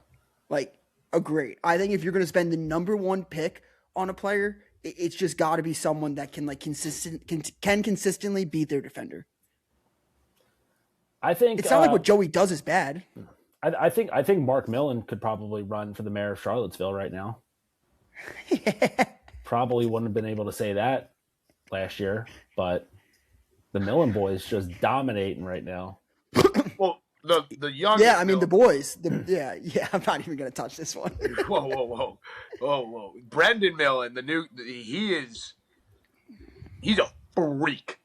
He's spicy. He's electric. But I just wanted while we were taking sixes, there was a lot of chatter about sixes Olympics. I did not have eyes on every sixes game, but I had it on my TV. I liked seeing the action. I got to watch the women play as well. For anyone out there who's still against sixes, I understand your thought process. I'm just saying the more willing you are to accept it and buy into more lacrosse is good lacrosse. The stage that'll be on the Olympics is going to be awesome. I just find more joy in just letting it happen. It's a completely different version, but it's the same players, it's the same ball, it's the same sticks. I understand it's not field, but I like it. It's hyper fast lacrosse. It's like basketball, the back and forth. And when you get best on best, like you're not going to catch me complaining. So that's really my like PSA on sixes. I just think some people are just getting way too caught up in it's not field lacrosse. Like no shit, dude. Like I realize that when there are no long poles on the field. Like just enjoy the game. It's all we got right now. One day it would be great if it was in the Olympics. Real quick, I'll get my thoughts in on sixes because I know Dukes will end with your thoughts on sixes because you were the one who was there being able to watch it in person. I do think I understand that the two ball, Dukes, I saw you say something about this, that if we were to add the two ball to Olympic sixes, it would give USA a better advantage. What I will say, as a lacrosse fan, I kind of want it out of because some of these scores are just too outrageous. Like a 32-23 final. I get that's like it's just a tough number to swallow for a sport. Like I get that it's basketball, it's fast paced, it's back and forth. Like that's awesome. Yeah. Basketball also doesn't have anyone standing in net trying to stop the ball. So like the fact that the score is like that high, but also with a goalie in net is like, all right, well, what's actually going on here? And these goalies are making some sick saves and they're like getting just destroyed physically trying to stand in the way of that ball. So I said something over the weekend where, you know, this is going to make it, I guess, a little more difficult for other like countries that don't have a great amount of funding. But like, I think if you were to put sixes in like a 5x5 net, like something that's between the field goal and the box goal, that kind of makes it a little like, because the moment that it comes into like, if your goalie makes a save and he just springs a 1-on-0 fast break the other way and it's just an easy dip and dunk, like I do think that you got to find a way to make that a little more difficult to score. But then like, okay, so who's coming over for the Olympics? Like, I'm sure like Japan, Australia, like they all have money, but like, I don't know, like some of these programs, like you're going to have to make and manufacture new size nets and like, who's going to actually like go out and buy those. But I do think maybe for a championship series where the PLL does have the money to figure out something, like at least try out 5x5 nets. I don't know. I just thought that the score was a little like outrageous for me to be like, I can't talk somebody into this who hasn't watched it because they're going to be like, that's an outrageous amount of scoring. Totally agree. I've had the thought about the Nets. Probably my realistic brain is like it's not. I think the goalies kind of love it. I think there's some sickos out there. I think just like we're starting to see as like champ series comes more and more, there is more strategy with like substitutions. It's like hockey subs, like the coaches that are actually coaching and like they want to win sixes, they're making adjustments. They're learning how to like how to use the rules to their advantage. The coaches that don't give a shit, you see, aren't winning games. That's not even the chaos. I think the chaos are actually really good, and I think Stephen Brooks is one of the coaches that takes it really serious. What was I going to say about the sixes that I had? I feel like you were thinking of Stagnita in that. Yeah, 100%. And also, like, I think one thing that like people get mad about is that like the specialist part of it. Like, well, this isn't lacrosse because we don't have long poles and the Fogos. You don't complain about box. Like box doesn't have long poles. Like the people that like you see like Graham Hossick's a weapon in box. It's Jake Piscino plays box. He's good. Like that doesn't anger me. And now going back to your point, hashtag watch more box. Right. I've been watching a lot of box. I love box. The lacrosse part's cool too. Yeah, just to circle back on something that we were talking about before recording. It was the box joke that you had on the Pelkey show that started that whole thing. Yes, it was. Oh fuck, I forgot. Yes, it was the box joke. You were talking about the score of the first game. It was like 32-22, and I totally agree that as someone that was harping on there's more defense played in sixes than the casual fan might like notice. That game was probably the worst game to start with too, score-wise, because all the players were so gassed from the training camp and they were just so tired that they were like, fuck it. We don't even want to run by anyone. Let me just unleash twos like Graham Bundy. And Will Mark probably had a straight up awful game. He had like a 12% save percentage. And he's a great goalie. The arc is shorter in sixes, correct? I still think it's 13. No, I think it's 15. It's 15 yeah. outside and 13 or 12 inside. No. But again, we should have someone on deck to figure this out. The two ball in sixes is definitely maybe it's a yard shorter. And I mean, for some, I know pros is not 15. If pros is 15, I'd be shocked. But I know you are right about sixes being shorter. Yeah. I mean, if Mitch Pelkey had it his way, the 2-point arc would be just where the crease is. Yeah, you'd like this mess. You'd like this. I was busting his balls on the podcast. I was like, he was like, how much do you think I would get by Madison Doucette in cage? And I was like, well, like honestly, like you are like, this is kind of like strength on strength. Like you'd have to like be shooting within like 7 yards on her, and I think that works in her favor. And I was like, yeah, if you're going far back, like maybe, but I know that's not your sweet spot. I was just busting his balls about like being on top of the goalie. Just like stuck between a rock and a hard place there. Like one of the, I know Nest, you sent it, and like with like heated rivalry going on and everything. I did not know that. I did not know that Allie Kennedy and Taylor Moreno were dating, and they put out and I saw like some clips of like USA Lacrosse the WL put out a clip of them like being like training partners and stuff. But I was just watching the game and I was like, damn, like Taylor Moreno's going off. Like, and I like go to her Instagram, check it, and I was like, wait, holy fuck, like they date. And I'm like looking up like Allie Kennedy, there's like scores on her, and I'm like, that's such a crazy dynamic right now. Yeah, I mean, and like think about, and they saw they put out the heated rivalry TikTok. That was awesome. Think about how good it feels. Like I just think it's so like scoring on one of your buddies is one thing. I'm not like. If you're dating one of your boys and then you're just dogging them in the game, you're a competitive ass. It's so funny that they're in a real life relationship, but then they have to go play the sport where one's job is just to absolutely cheddar on the other one. And it's not. And if they're on the same team, different dynamic, different. It's just that's what I was trying to explain to my girlfriend. Against each other is crazy. That's what I was trying to explain to my girlfriend. I was like, it's the best offensive player in the world and the best goalie in the world. And I had no fucking idea. Like, that's great. Those training sessions are probably so fucking fun where like they go to like the field and they just like shooting each other. Just going to war. Like there does come a time though, so for anyone who was following the women's hockey at the Olympics. So Caroline Harvey, she was the Olympics MVP for USA. She led the Olympics in scoring. She was dating what's her name, Daryl, which wild name for a girl, but she's Canadian. It's like Daryl something or another. But so Caroline Harvey, Daryl Watts on Team Canada. They're dating. They're both leading the Olympics in scoring. So Caroline Harvey, she had like 9 points. Daryl Watts had 8 points. Apparently, they had broken up right before the gold medal game, and that's what I need to like, because it's no secret, when it comes to women's sports, a lot of ladies who swing that way, and when you're training and competing against these girls all the time, you're going to spark up some relationships. It's going to happen. But if it comes down to it, though, your team is your team, and your team needs if it comes down to those two in a final, if I'm in that locker room and I'm on that rock, I'm like, dude, I can't have you 1 foot in, 1 foot out. Like you gotta be all in. So ready to kick the bucket. I want to be very careful with what I say, which is a hell of a way to start a sentence when you're talking about this topic.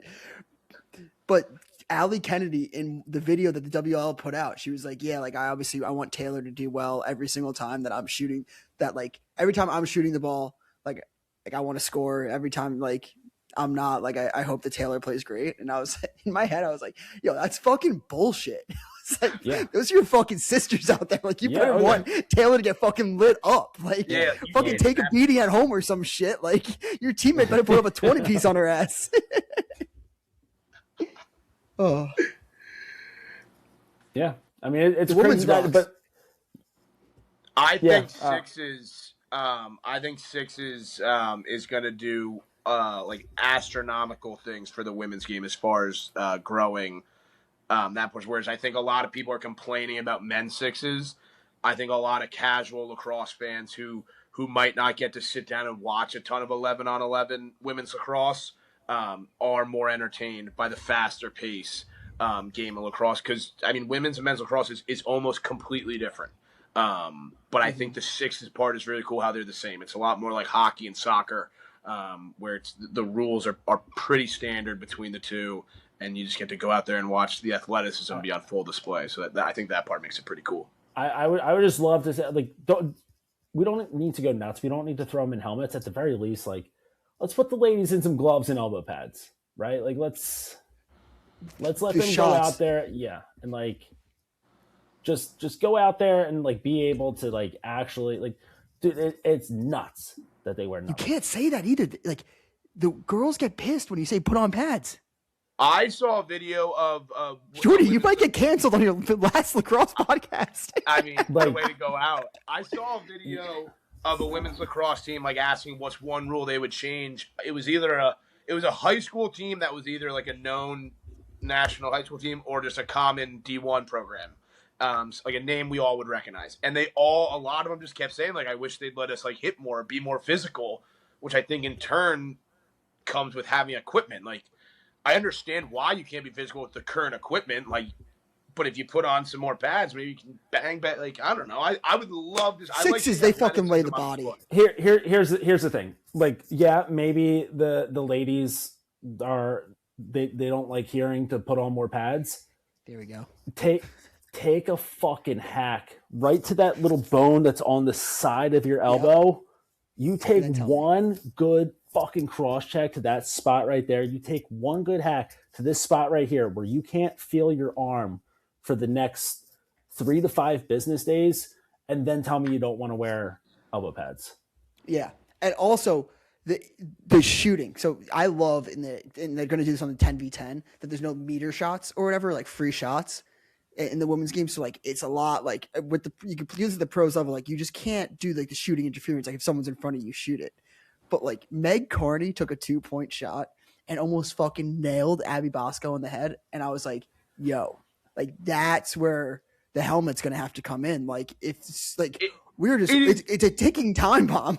It is fucking bananas with how hard some of these girls shoot that they're running around out there without helmets on. Charlotte North blew the lid off of the goal. Yeah. I think it was the first 2-pointer in WL. I was sitting there. I was like, dude, you know how insane? Like, you know how hard I would hit? I played goalie my whole life. If I was running near Charlotte North, winding up for that with no helmet on, I would belly penguin slide across the turf in a form you couldn't believe. I'm not getting anywhere near that shit. I'm just trying to help them. I'm also on team. Get them fucking pads. Yeah. Get them a helmet. Get them a helmet. Start with a helmet, at least. Everything. You learn how to ride a bike when you're 4 years old. You wear a fucking helmet. Yeah. What are the Get goggles? 90 mile per hour ball. Like the goggles are like, I get they're protecting your eyes, but they're like, yeah, this is all we need. Like, it's just insane. And It's like a their Band-Aid over fucking like a gash. And like even get like Jordie said, getting a hard slash or cross your elbow, but even getting nicked on the hands, like a little check on the hands, it's like, dude, these things kill. Dude, Yeah, the I mean, girls if in the sixes, the girls in the sixes lay bodies. I saw like 4 girls in the last game fucking hit the ground from getting decked. I'm with Jordie on this one. I'll get canceled with him. Put on pads. Same. If my boys get canceled, I get canceled. We're going down together. Crease dive Right, ends. you can do the helmets that are like you wear like the flag football helmets, right? Yeah. So we don't need to strap them up in like a cascade, like whatever. Yeah. Like they don't need to throw on the full thing. Like just throw on little something around there. You can still wear the guardian cap with the goggles. The guardian cap with the goggles. And I'm telling you, like, because again, like the more sixes that you play, like I'm sure that some of these girls fucking start to really hate each other out there. Like you start playing against they're always playing against the same. Like they're gonna start fucking hating each other. Yes. Someone is gonna get pissed off, and they're gonna give you that little shot, and you're gonna be like, holy shit, I can't feel anything from my elbows to my fingertips. Yes, what is happening? And all you gotta do is buy $120 pair of elbow pads that somehow still doesn't have the protection for that spot right there, and you still get fucking railed in that spot. In sixes too, my last point is like in sixes, I've noticed that there's always a lot more like physicality. I don't know what it is. I don't know if it's like people being tired from the week, a lot of runs, people tired just in general physically from the games, whatever. But like I noticed last year at WLL like Champ Series, like the girls were like, oh yay, like we're here, like we're just happy that like we're getting this opportunity to like play, and like this is so cool, and like we love this, like this is the Olympics, like. And then this year it's like, no, we want to fuck, like it's cut. We're gonna kill. Like, yeah, like exactly what Jordie said. Like the more that this is rolling, like Allie Kennedy, she like kind of like hit someone and just immediately starts drawing her, being like, "You fucking flopper! Like, are you fucking kidding me with that flop?" And I was like, "Yo, holy shit!" Like. You Taylor, need a stick up for your teammate. Yeah, I think we might have lost Jordy there, unless he's giving us a little mannequin challenge. That would be awesome. But overall, I mean, Dukes was boots on the ground. It looked awesome. I'm very excited for Dukes. The championships are this weekend, or are they Monday? Sunday. Awesome. 3 p.m., 11 a.m. and 3 p.m. Very cool. Very cool. I will certainly Jesus Christ, can't even talk, be tuning into that. A lot of good lacrosse coming up this weekend. This will end up being a 2-hour, right around a 2-hour wrap with the TD Ierlan interview at the end.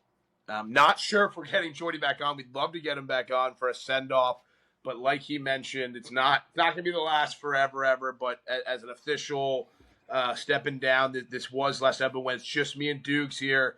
Well, Jordy's not here. I do want to say I do really appreciate him. He might never even hear these words, but I truly do, and I know Dukes does as well. He really was like a pioneer. We could go in circles all day about it, but in a sport that had little media coverage in general, it had almost no content coverage, mm-hmm. and now, like I said, you open up TikTok, Twitter, no Instagram, meme accounts. There's everyone going every which way. The meme accounts have gotten bigger. No Context is coming back. I mean, we might be able to get the old No Context back. Who knows? But I don't know. Lacrosse is fucking back. We're back. Tap into Dukes everywhere. Tap into Nest everywhere. Stay tapped into Jordie's life. Order his barbecue. Order Jordie's barbecue. That's how we're funding the podcast. He's back. The barbecue man is back. Nice. Boy, whoa, hold up. Do we have everything here? You're back. I would love to see. Yeah, I think that like everything should be fun. It would be one of the saddest kind of funny things if this just never recorded. Yeah, I think it's going to be all good because Dukes hasn't had any issues, and he's like the host. Exactly. All right, here we go. I mean, yeah, I'm still. It still has everything of mine recorded. We should be all fine. All right. It does a really good job of like archiving everything live. All right, well, I guess we're still live, but here's the thing. We talked about everything that we needed to. Mm-hmm. Gave my life update. Talked a little bit of lax. Ness has the keys. Dukes has the spare key. Talked about Ness being a top 100 goalie at Cabrini all time. And I think before anyone else has technical difficulties, we should probably sign this one off. I mean, this has been. I needed this episode, boy. This has been a great episode. Great little jog down memory lane. Great to chop it up with the fellas. Obviously, I'll still be tuning into everything that you guys are doing. I mean, Ness getting Joey Spallina right out of the gates to start the 2026 college lacrosse season. Fucking this guy's a hustler. You guys are in great hands. Real quick, just one last shout out to everyone who has listened along the way, whether you just started or you've been listening since it was Robbio pissing on my couch the first month into the podcast. So thanks to everybody. I'm gonna watch as much lacrosse as I can, but like I'll tune in every now and then, and I'll spit some tape. And if there's a coach that needs to get put on the hot seat, I'll make sure to throw him on there. But boys, anything else before we get going? Where is everything now? We're still the Crease Dive on Instagram. Where are things going out? Everywhere, Yes. Same as always. Spotify, YouTube. We're trying to get more Instagram and Twitter clips going. Anyone out there who wants to join the Crease Dive team and help, social clips, editing, we're hiring, baby, and we're paying a fuckload of money. We'll get you in case of beer every couple months and unlimited clout by yours truly, Jordy, Dukes, and Nest. But yeah, you can find us everywhere. And until someone rips the Crease Dive handle out of my name, it'll be like that till the end of time. Jordy, I love you very much. I appreciate you. Thank you both for tuning on. I'm fired up for the future, but it was really good to chop it up with both you guys. I really do appreciate you both. Jordy, I love you. I can't wait. I would say we do have to try to, like, if Jordy has a take out there, the mic is always here for you. Like if Springfield wins a state championship, like by the glory of God, we're gonna have to get you on to talk about that. Yeah, and if Chatham can crack like the top 10 in public schools in the country, like I don't think that this is a complete goodbye for this trio. If Chatham cracks the top 10 in this year, we'll do an episode. I don't think that's far fetched. They're loading up. I believe in Coach Scarp. Coach Scarp, baby. Yeah, there's going to become a time where the trio is going to have to get back together to talk some things over. I don't know if anyone's going to listen to that, but it's going to be like a therapy session for the boys where we're just going to have to talk things out. Well, I guess then until next time, we're going to keep it low to high till the day we die. Love you guys.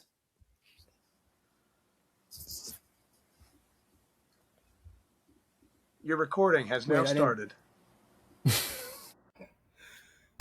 Ladies and gentlemen, boys and girls, lax rats alike, welcome back to another episode of the Crease Dive. I am your host, Matt Nessler, and joining me today is a 5-time All-American, the all-time leader in ground balls, the all-time leader in faceoffs. He hails from Victor, New York. He has a gold medal for Team USA. He was drafted in both pro leagues. His name is TD Ierlan. TD, thank you for coming on the show today, brother. Much appreciated. Nice. That might be the best intro I've gotten anywhere ever. I'll big shoot for me. you over a Venmo after. Thanks. Yes, sir. Yes, sir. Thank you. And then I'll cut Chat GPT their half. Yeah. Again, for people who don't know, full script Chat GPT we got here.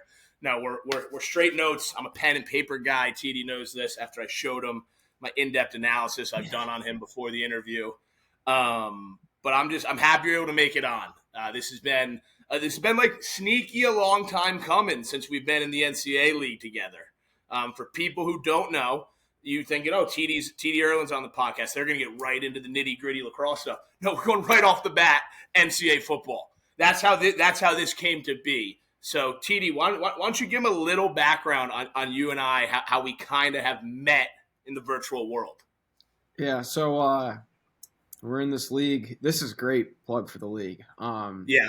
So it's called the Justice League, and it originally started in COVID. I wasn't a part of it at the time, but really it's like Ryder, Pinto, and a bunch of those guys started it, and we're up to like 20 users now. And it's basically it started with Ryder's group, and then it seems like it's branched out to the point where Ryder is unaware of I'm like, hey, who is this coach I'm playing? He's like, I have no idea. And now there's a guy who joined as UNLV who I don't know if anybody knows him or anything, but he's just been scouting. He just joined from the streams. It is the league's unbelievable. It is like I can't wait. After this, I got to go do my recruiting. Got to get some. I'm Clemson. Got to get some more talent to Clemson. Take him away from South Beach. Ness and I going after a 5-star contact seeking running back. Yeah. So for anyone out there who's probably might be a little confused, TD Ierlan in this connected franchise league in NCAA where it seems like every guy in the Redwoods is on the team. A bunch of Ryder Garnsey disciples. There's a ton of lax rats in this league, and I was lucky enough to join up in the summer, and we've been playing since July. It takes a lot of heart and determination and certainly organization to play for this long. It's been a ton of fun. There's a lot of chatter in there, but definitely getting to know TD and some of the guys who are there. I was like, all right, this episode is going to be a good one. I actually sent out a presser. This is going to be an episode you don't want to miss. Pre-recording the episode. That's me, Joe Namathing it, just knowing this was going to be a good one. But yeah, so we've been going back and forth a lot online, Xbox parties, text messages, and now it's a little face-to-face. I might not be as confident with some of my chirps now that he's looking at me. It's a little worrisome. But I just want everyone to know this is going to be a fun one. And then now we can get into a little bit of a deep dive on TD's life. I called his family, his friends. No, I didn't do all that. I didn't go that deep. But I just want to get started with where it all started for you. You come out of high school. You go to college. You're at Albany. Take me through kind of transitioning 3 different colleges. If you could wrap your college career up, how would you kind of describe it? Pre/mid-COVID-ish era. Yeah, everyone always likes the 3 colleges. Yeah, it was definitely a unique journey. The first time I transferred, it was there wasn't a transfer portal, so it was just like you had to go and get a release signed, and it was way harder to transfer. Like the coaches could block your transfer. It wasn't just like you email. So I think everyone just like bashes me for doing that. Like the easy, it's like, no, that was hard. And then COVID with the Ivy League was just another whole different thing. Honestly, the whole super grateful for Denver letting me, Kotler, and Jackson come out, finish our careers out there. It was such a unique thing. I didn't get to go to one DU class in person. And we basically were just stuck in our house, the field, and then the weight room. Like if I had to give a tour of the DU campus, I don't really know if I could do it. Like I would just be like, yeah, this is a building. It was an awesome time. And I think, side note, DU, I think they're going to be great this year. So it was definitely some unique places and awesome experiences. I think with Yale, I'd probably keep the most in contact with Coach Shea for sure. And I graduated from there, so I kind of consider myself alumni from there and keep in touch with those guys the most, but definitely thankful for my time at Albany and Denver as well. So that kind of takes me into it. Your rooting interest. It's probably easy to root for all 3. but Denver's playing Yale. Who you pulling for? That's You could just, deep down. You're pulling for I'm someone. gonna make someone angry, no matter what I say. You can plead the fifth. Yeah, I mean, I'll plead the fifth. That's Yale. I'll plead the fifth. Like what? I want all those teams to do well. You know? Yeah, I think all three teams and players and alumni. I think they're all aware enough that they're like, listen, no matter what he answers, he's in a bad spot. Yeah, it's like so we're going to write down Yale. It's like the Tom Brady thing this week. It's like he's a lose. Yeah. Yeah. Like There's not much you can say right there that won't piss someone off. Yeah. Yeah. There is. Yeah. Sorry, my bad. I was trying to say something, but I was cutting you off. It was not important. Go. You're good. You're good. You're good. TD, this is your show. I'm just here. I'm intimidated. You got the Cabrini National Championship right there. It's intimidating to me. Yeah. Yeah. Yes, sir, baby. Those are the fellas. Shout out the Cabrini boys. Doesn't get easier. I still barely get to see my friends. Unless you organize a hang sesh, there's no fucking lacrosse games to go to. It's ruining my life 1 week at a time. Especially I'm watching a lacrosse on the TV right now. TD, you're a superhero guy. I don't know that from the chat. I know that because I told you. I did research. I'm in there. You're a superhero guy. Marvel or DC? Where do you land there? I'm a Marvel guy for sure. I just think the DC, the Dark Knight trilogy is the best. It was awesome. But the casting that Marvel's done is unbelievable. Robert Downey Jr. is just the perfect Iron Man. I mean, Hemsworth is Thor. I'm a Marvel guy. It's kind of gone a little too crazy, even for my liking. You have the Eternals, and now there's so many timelines and stuff. But I'm thinking there's a big bounce back year with Doomsday coming. I thought that new Fantastic Four was great, so I like where we're heading now. We went off the rails, but I think the dynasty's back. Robert Downey Jr. You can't let Brady walk, you know? Yeah. So I'll be honest. I grew up. And I was like, superheroes, not my thing. Was never my thing. I watched the Batmans. I was like, those were kind of cool. Yeah. And then, I was sitting around one day and I watched Doctor Strange. May have had a couple edibles here and there. And I'm watching Doctor Strange. I was like, what the fuck is this? And probably about 5 years ago, I basically went all in on Marvel. I've gone through all the movies, the shows, the Loki show, which I thought Loki was one of the best pieces of Marvel it was great. that they ever released. I loved it. I thought it put so many of the high moments that I couldn't put together. So I'm a bit of a Marvel head. I feel like deep down my knowledge is very surface level. I'm a big just watch them in order, love it, and move on. You take me as a nitty-gritty guy. Are you rewatching? Are you going through and are you just spanking out Marvel movies in your free time? Is that what when you're home chilling, no sports on? Is it Marvel going on the TV? My family, really more so my brother and sister.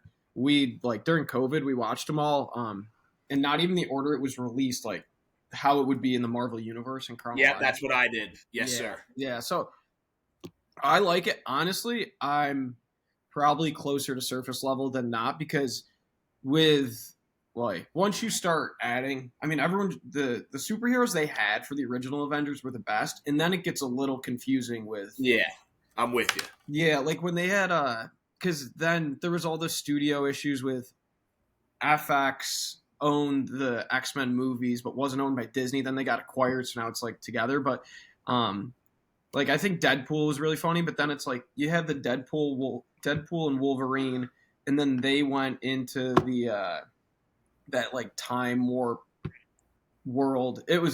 It can get a lot. So yeah. I'm probably closer to surface level. I think you just gotta love the Thors and Spider-Mans and stuff like that. Yeah, I'm with you. And then if you could be one of the fellas, what superhero is TD Ierlan picking? I have my guess. I think if you had I think if you have, I'd probably go Thor. I think he's a little overpowered once he's the God of Thunder. So I'd go Thor, God of Thunder. Yeah, okay. I'd probably go him. Iron Man's hard to beat too because he's just super rich. I think one of the best Iron Man lines was when Captain Steve Rogers is like chirping him. He's like, "Take away the suit. What are you?" He's like, "Billionaire, philanthropist, like Playboy model." Yeah, no. Iron Man's an absolute legend. I just have a. You got a pick? I mean, I have a fun. I mean, pretty like typical, hilarious, like heavier dude answer. Like, I want to be the Hulk. Yeah, I'm trying to bash shit. I just like Hulk is like the fullback of the crew. Like I'm trying to like he's the guy you're giving the ball on the one. You're giving the ball to the Hulk. Mike Tolbert. So that's kind of where I want to be. Team guy too.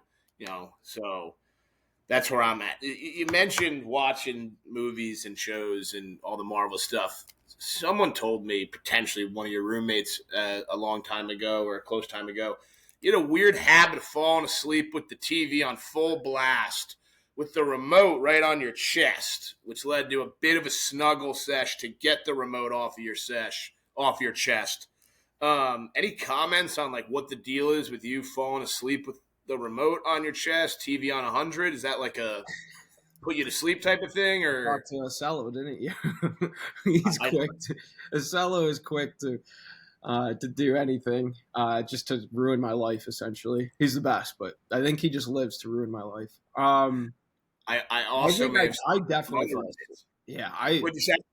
But no, guilty as charged. Like I fall asleep, TV on, like I wake up, everything. Like I'm the guy that'll like be watching something on my phone and I'll do the like fall asleep, drop the phone, hit myself in the face, and then like, all right, it's time to go to bed. So yeah, I don't know anything about what he's talking to with like him fighting me for the remote. I don't know if that So I'm hearing it's just a bit of a like it's like when you're asleep and you're kind of laying there and he can't really get the remote, and then all of a sudden he's got to climb over, and it's just I feel like you're looking for a bit of a snuggle sesh. That's all I'm saying. Is that part of what makes Fogos weird? Like what is it that makes Fogos weird? Because I can go in about what makes goalies weird, but what is it that's weird about Fogos? What makes you guys different? Yeah, I don't know. I guess I don't know. My parents, we raised a house of some weirdos, so maybe there's something in nature versus nurture. We can study that. So I guess we had it both. Face-off guys. I mean, we are weird. I'm weird for sure. Like being normal is like lame. Like so. Yeah, no, I'm with you. Yeah, I think it's similar to wrestlers in a sense, where like you need, and a lot of face-off guys, like they're games guys. Like with Trevor at the Worlds and stuff, and like every guy I know, it's like Fogos like love cards, love like Catan, like they're always competitive. And my girlfriend jokes with me, she's like, you need to be like doing some sort of game. And I think like if you don't have that like fix, then you're just like sitting there not contributing to the conversation. But it probably stems from a little bit of like wrestling weirdo. And then there's just so many like stereotypes, and they don't come from nowhere about like, oh, you can't like pass and catch, so then you're the butt of every joke. Tom Schreiber on The Rock would always joke with me about like Fogo Island, and he thinks it's the funniest thing. Like you guys should. He's like thinks that I should be like shipped off to like this island in Canada called Fogo Island, and so now I find that so funny. And now I coach at Haverford, and I take our Fogos anytime we go to do face-off work during practice. We call it the island, so we're going to the island. That's yeah.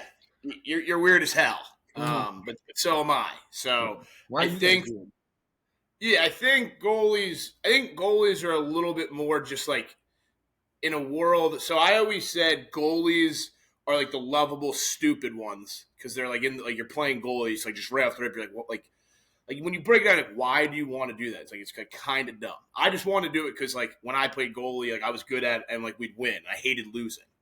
So, like, that was my logic. I was like, if I don't play goalie, some kid who sucks is going to play. And then we lose, and, like, I can score 9 goals.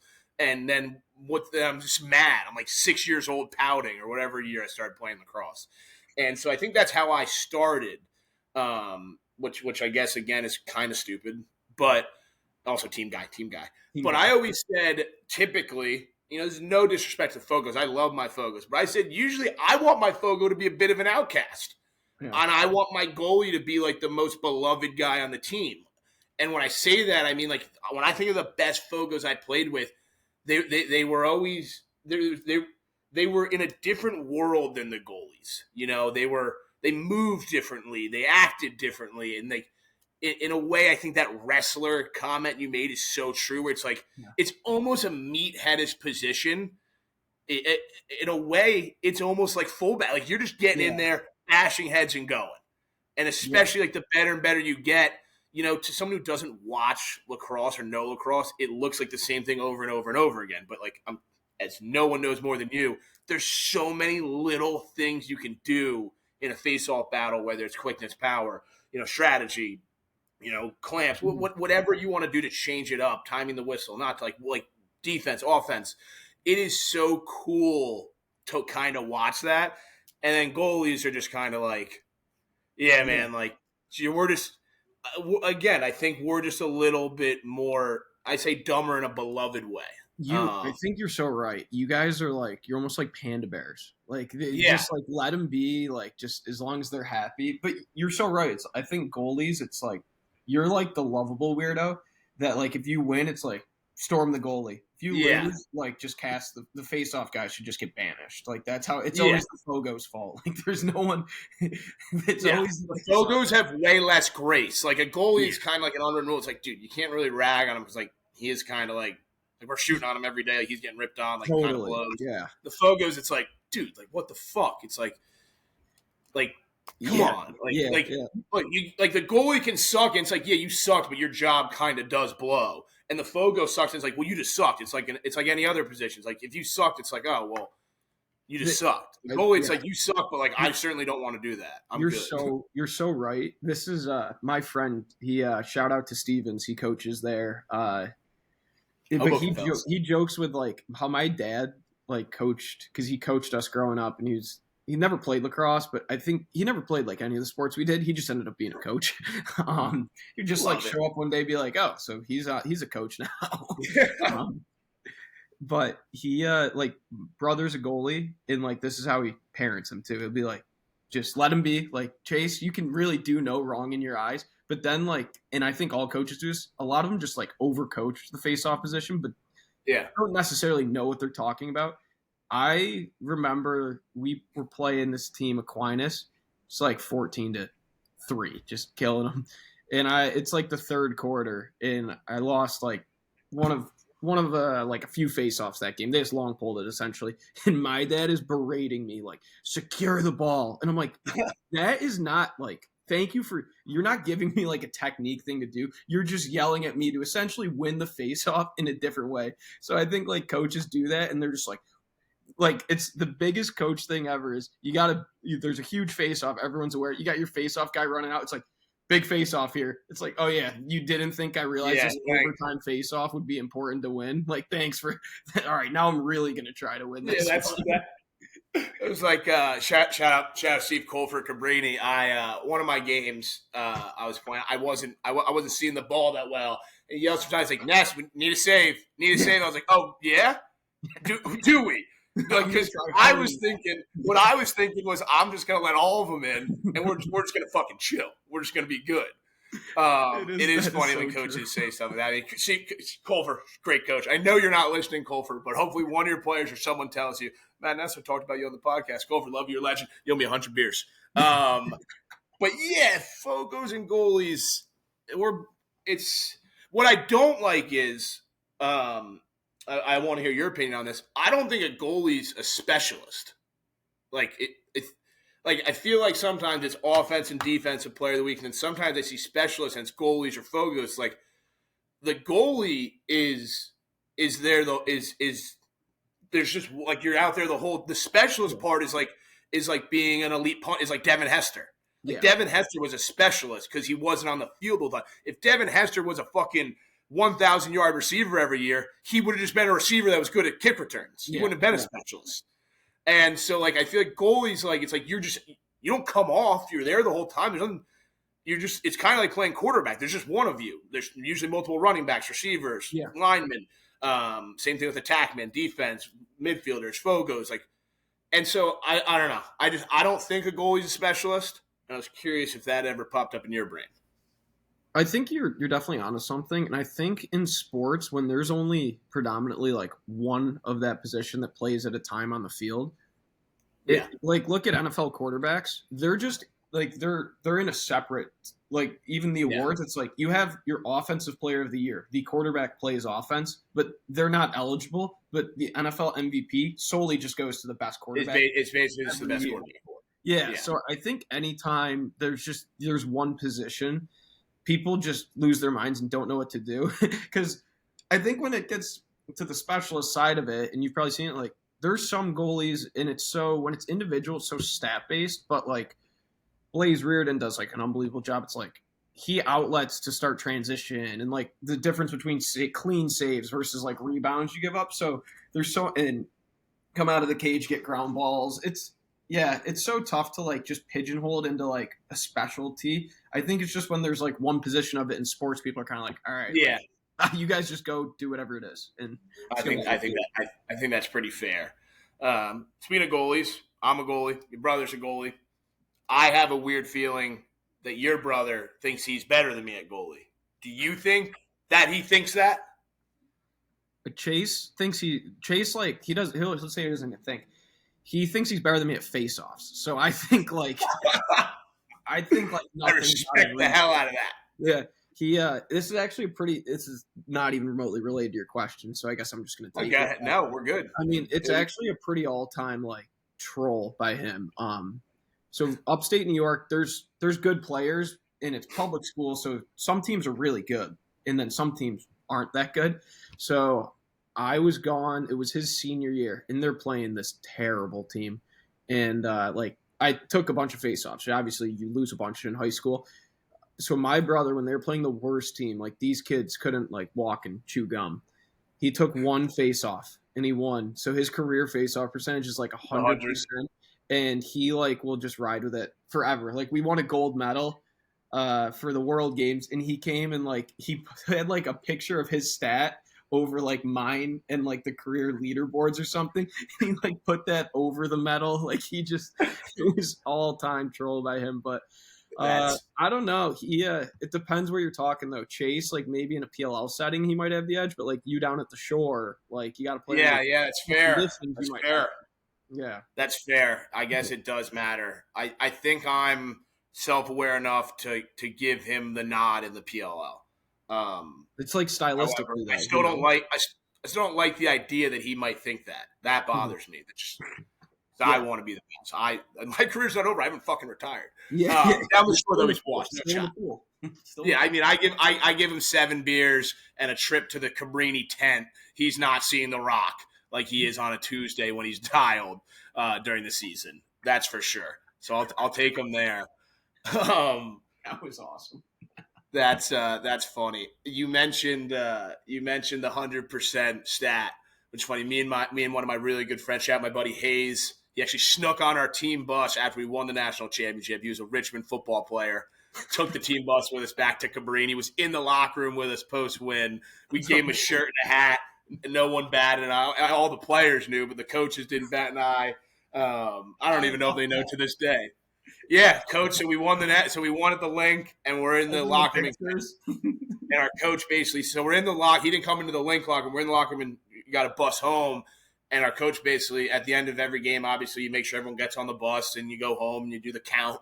And he was like, "Listen, when you leave this locker room, the season's over. Like you are dismissed. Like you do not have to get on that bus. Like because we're not dealing with wrangling you all in. Because they were about to release us to the parking lot to all the hoodlums who had been drinking all day, who were just waiting out there to get going with us." So he basically was like, "Season's over. We'll tell you when the bus is leaving." So all the seniors and decided to take like Ubers and the equipment van back on a different bus, and we put all the equipment on the bus. And we're getting on, and my buddy's like debating if he goes home to Jersey. I'm like, "Dude, just come with me on the bus." So what are you talking about? I'm like, "Dude, just put this shirt on, put this hat on." We walked right by the coaches. I had a handful of beers. They're like, "Nestler." I was like, "What's up?" They're like, "Go get anyone else getting on the bus, and we're getting out of here." I put the beers on the bus, ran, said, "Hey, bus is fucking leaving." We all got on there, and we went home. That wasn't the point of the fucking story. So that kid, me and him were running backs together in high school. That's my guy. And he's an unbelievable athlete. He just happens to be my backup. for life. That's unfortunate that I'll have that over him forever. But he does have a higher yards per rush than I do. 9.8 yards per carry. Great average.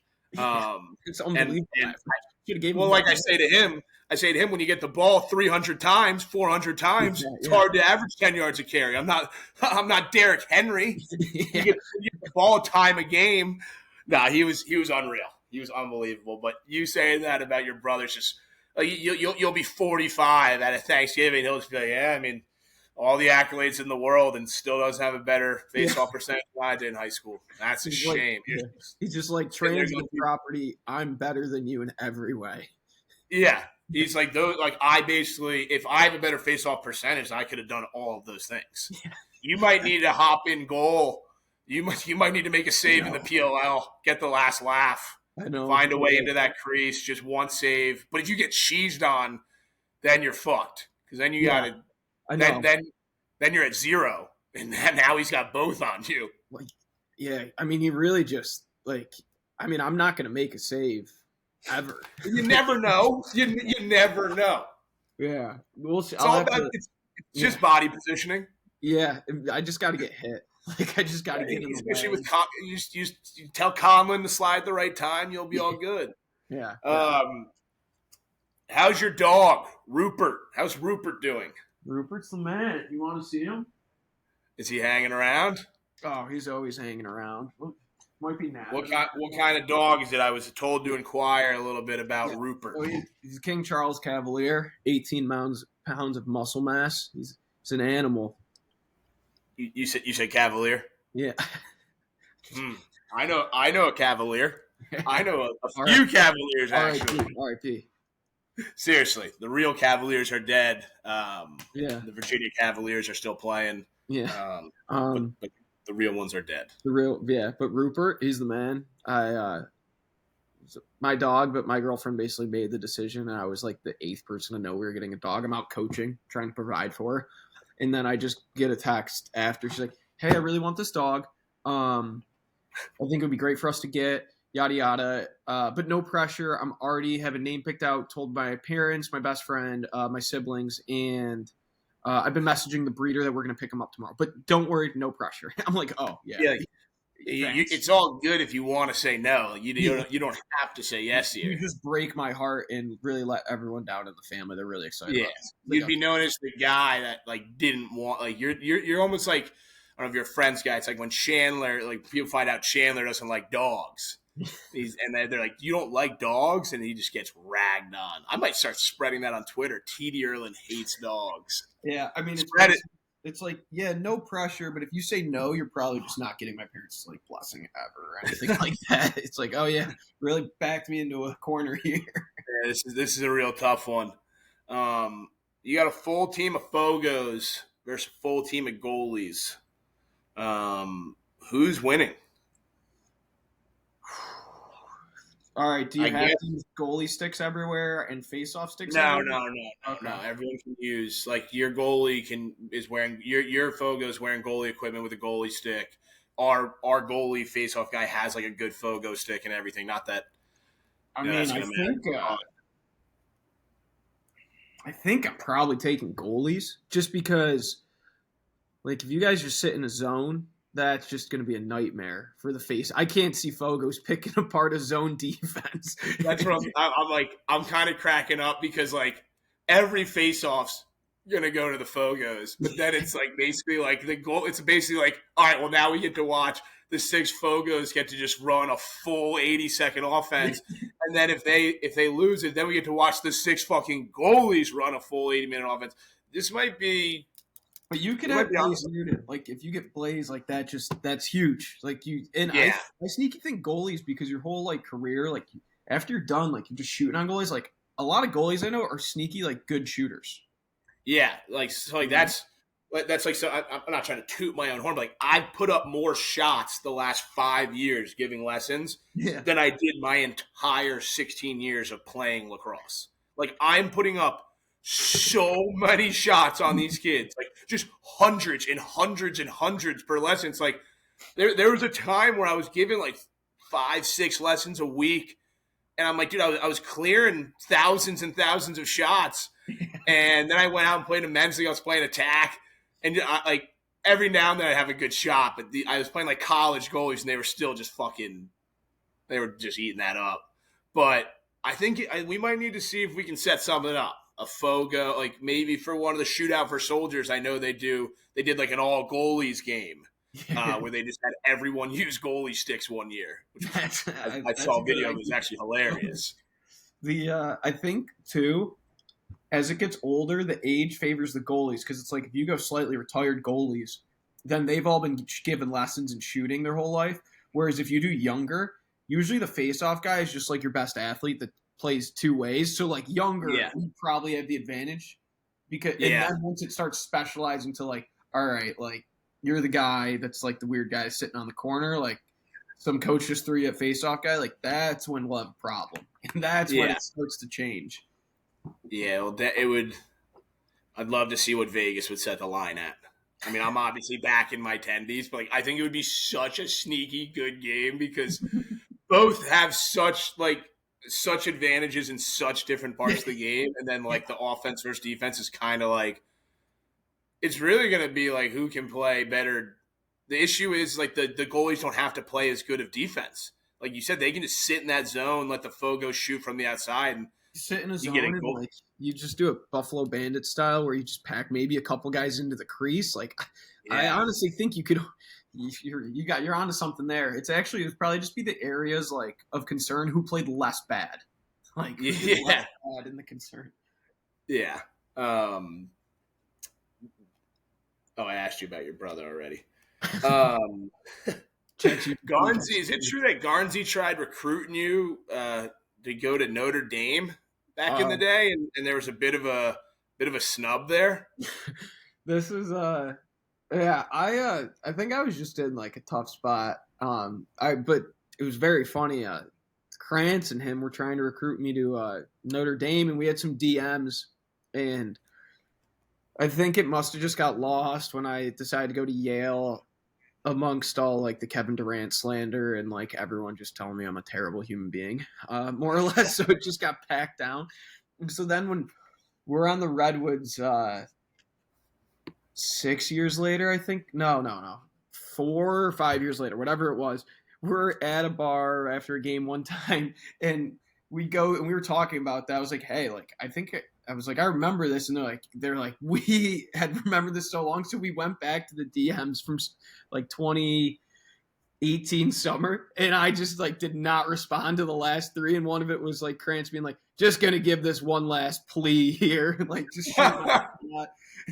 I went back and forth with him a couple times, but there was one just like, he's like, I'm just shooting my shot here. It was so nice. I just absolutely deaded him.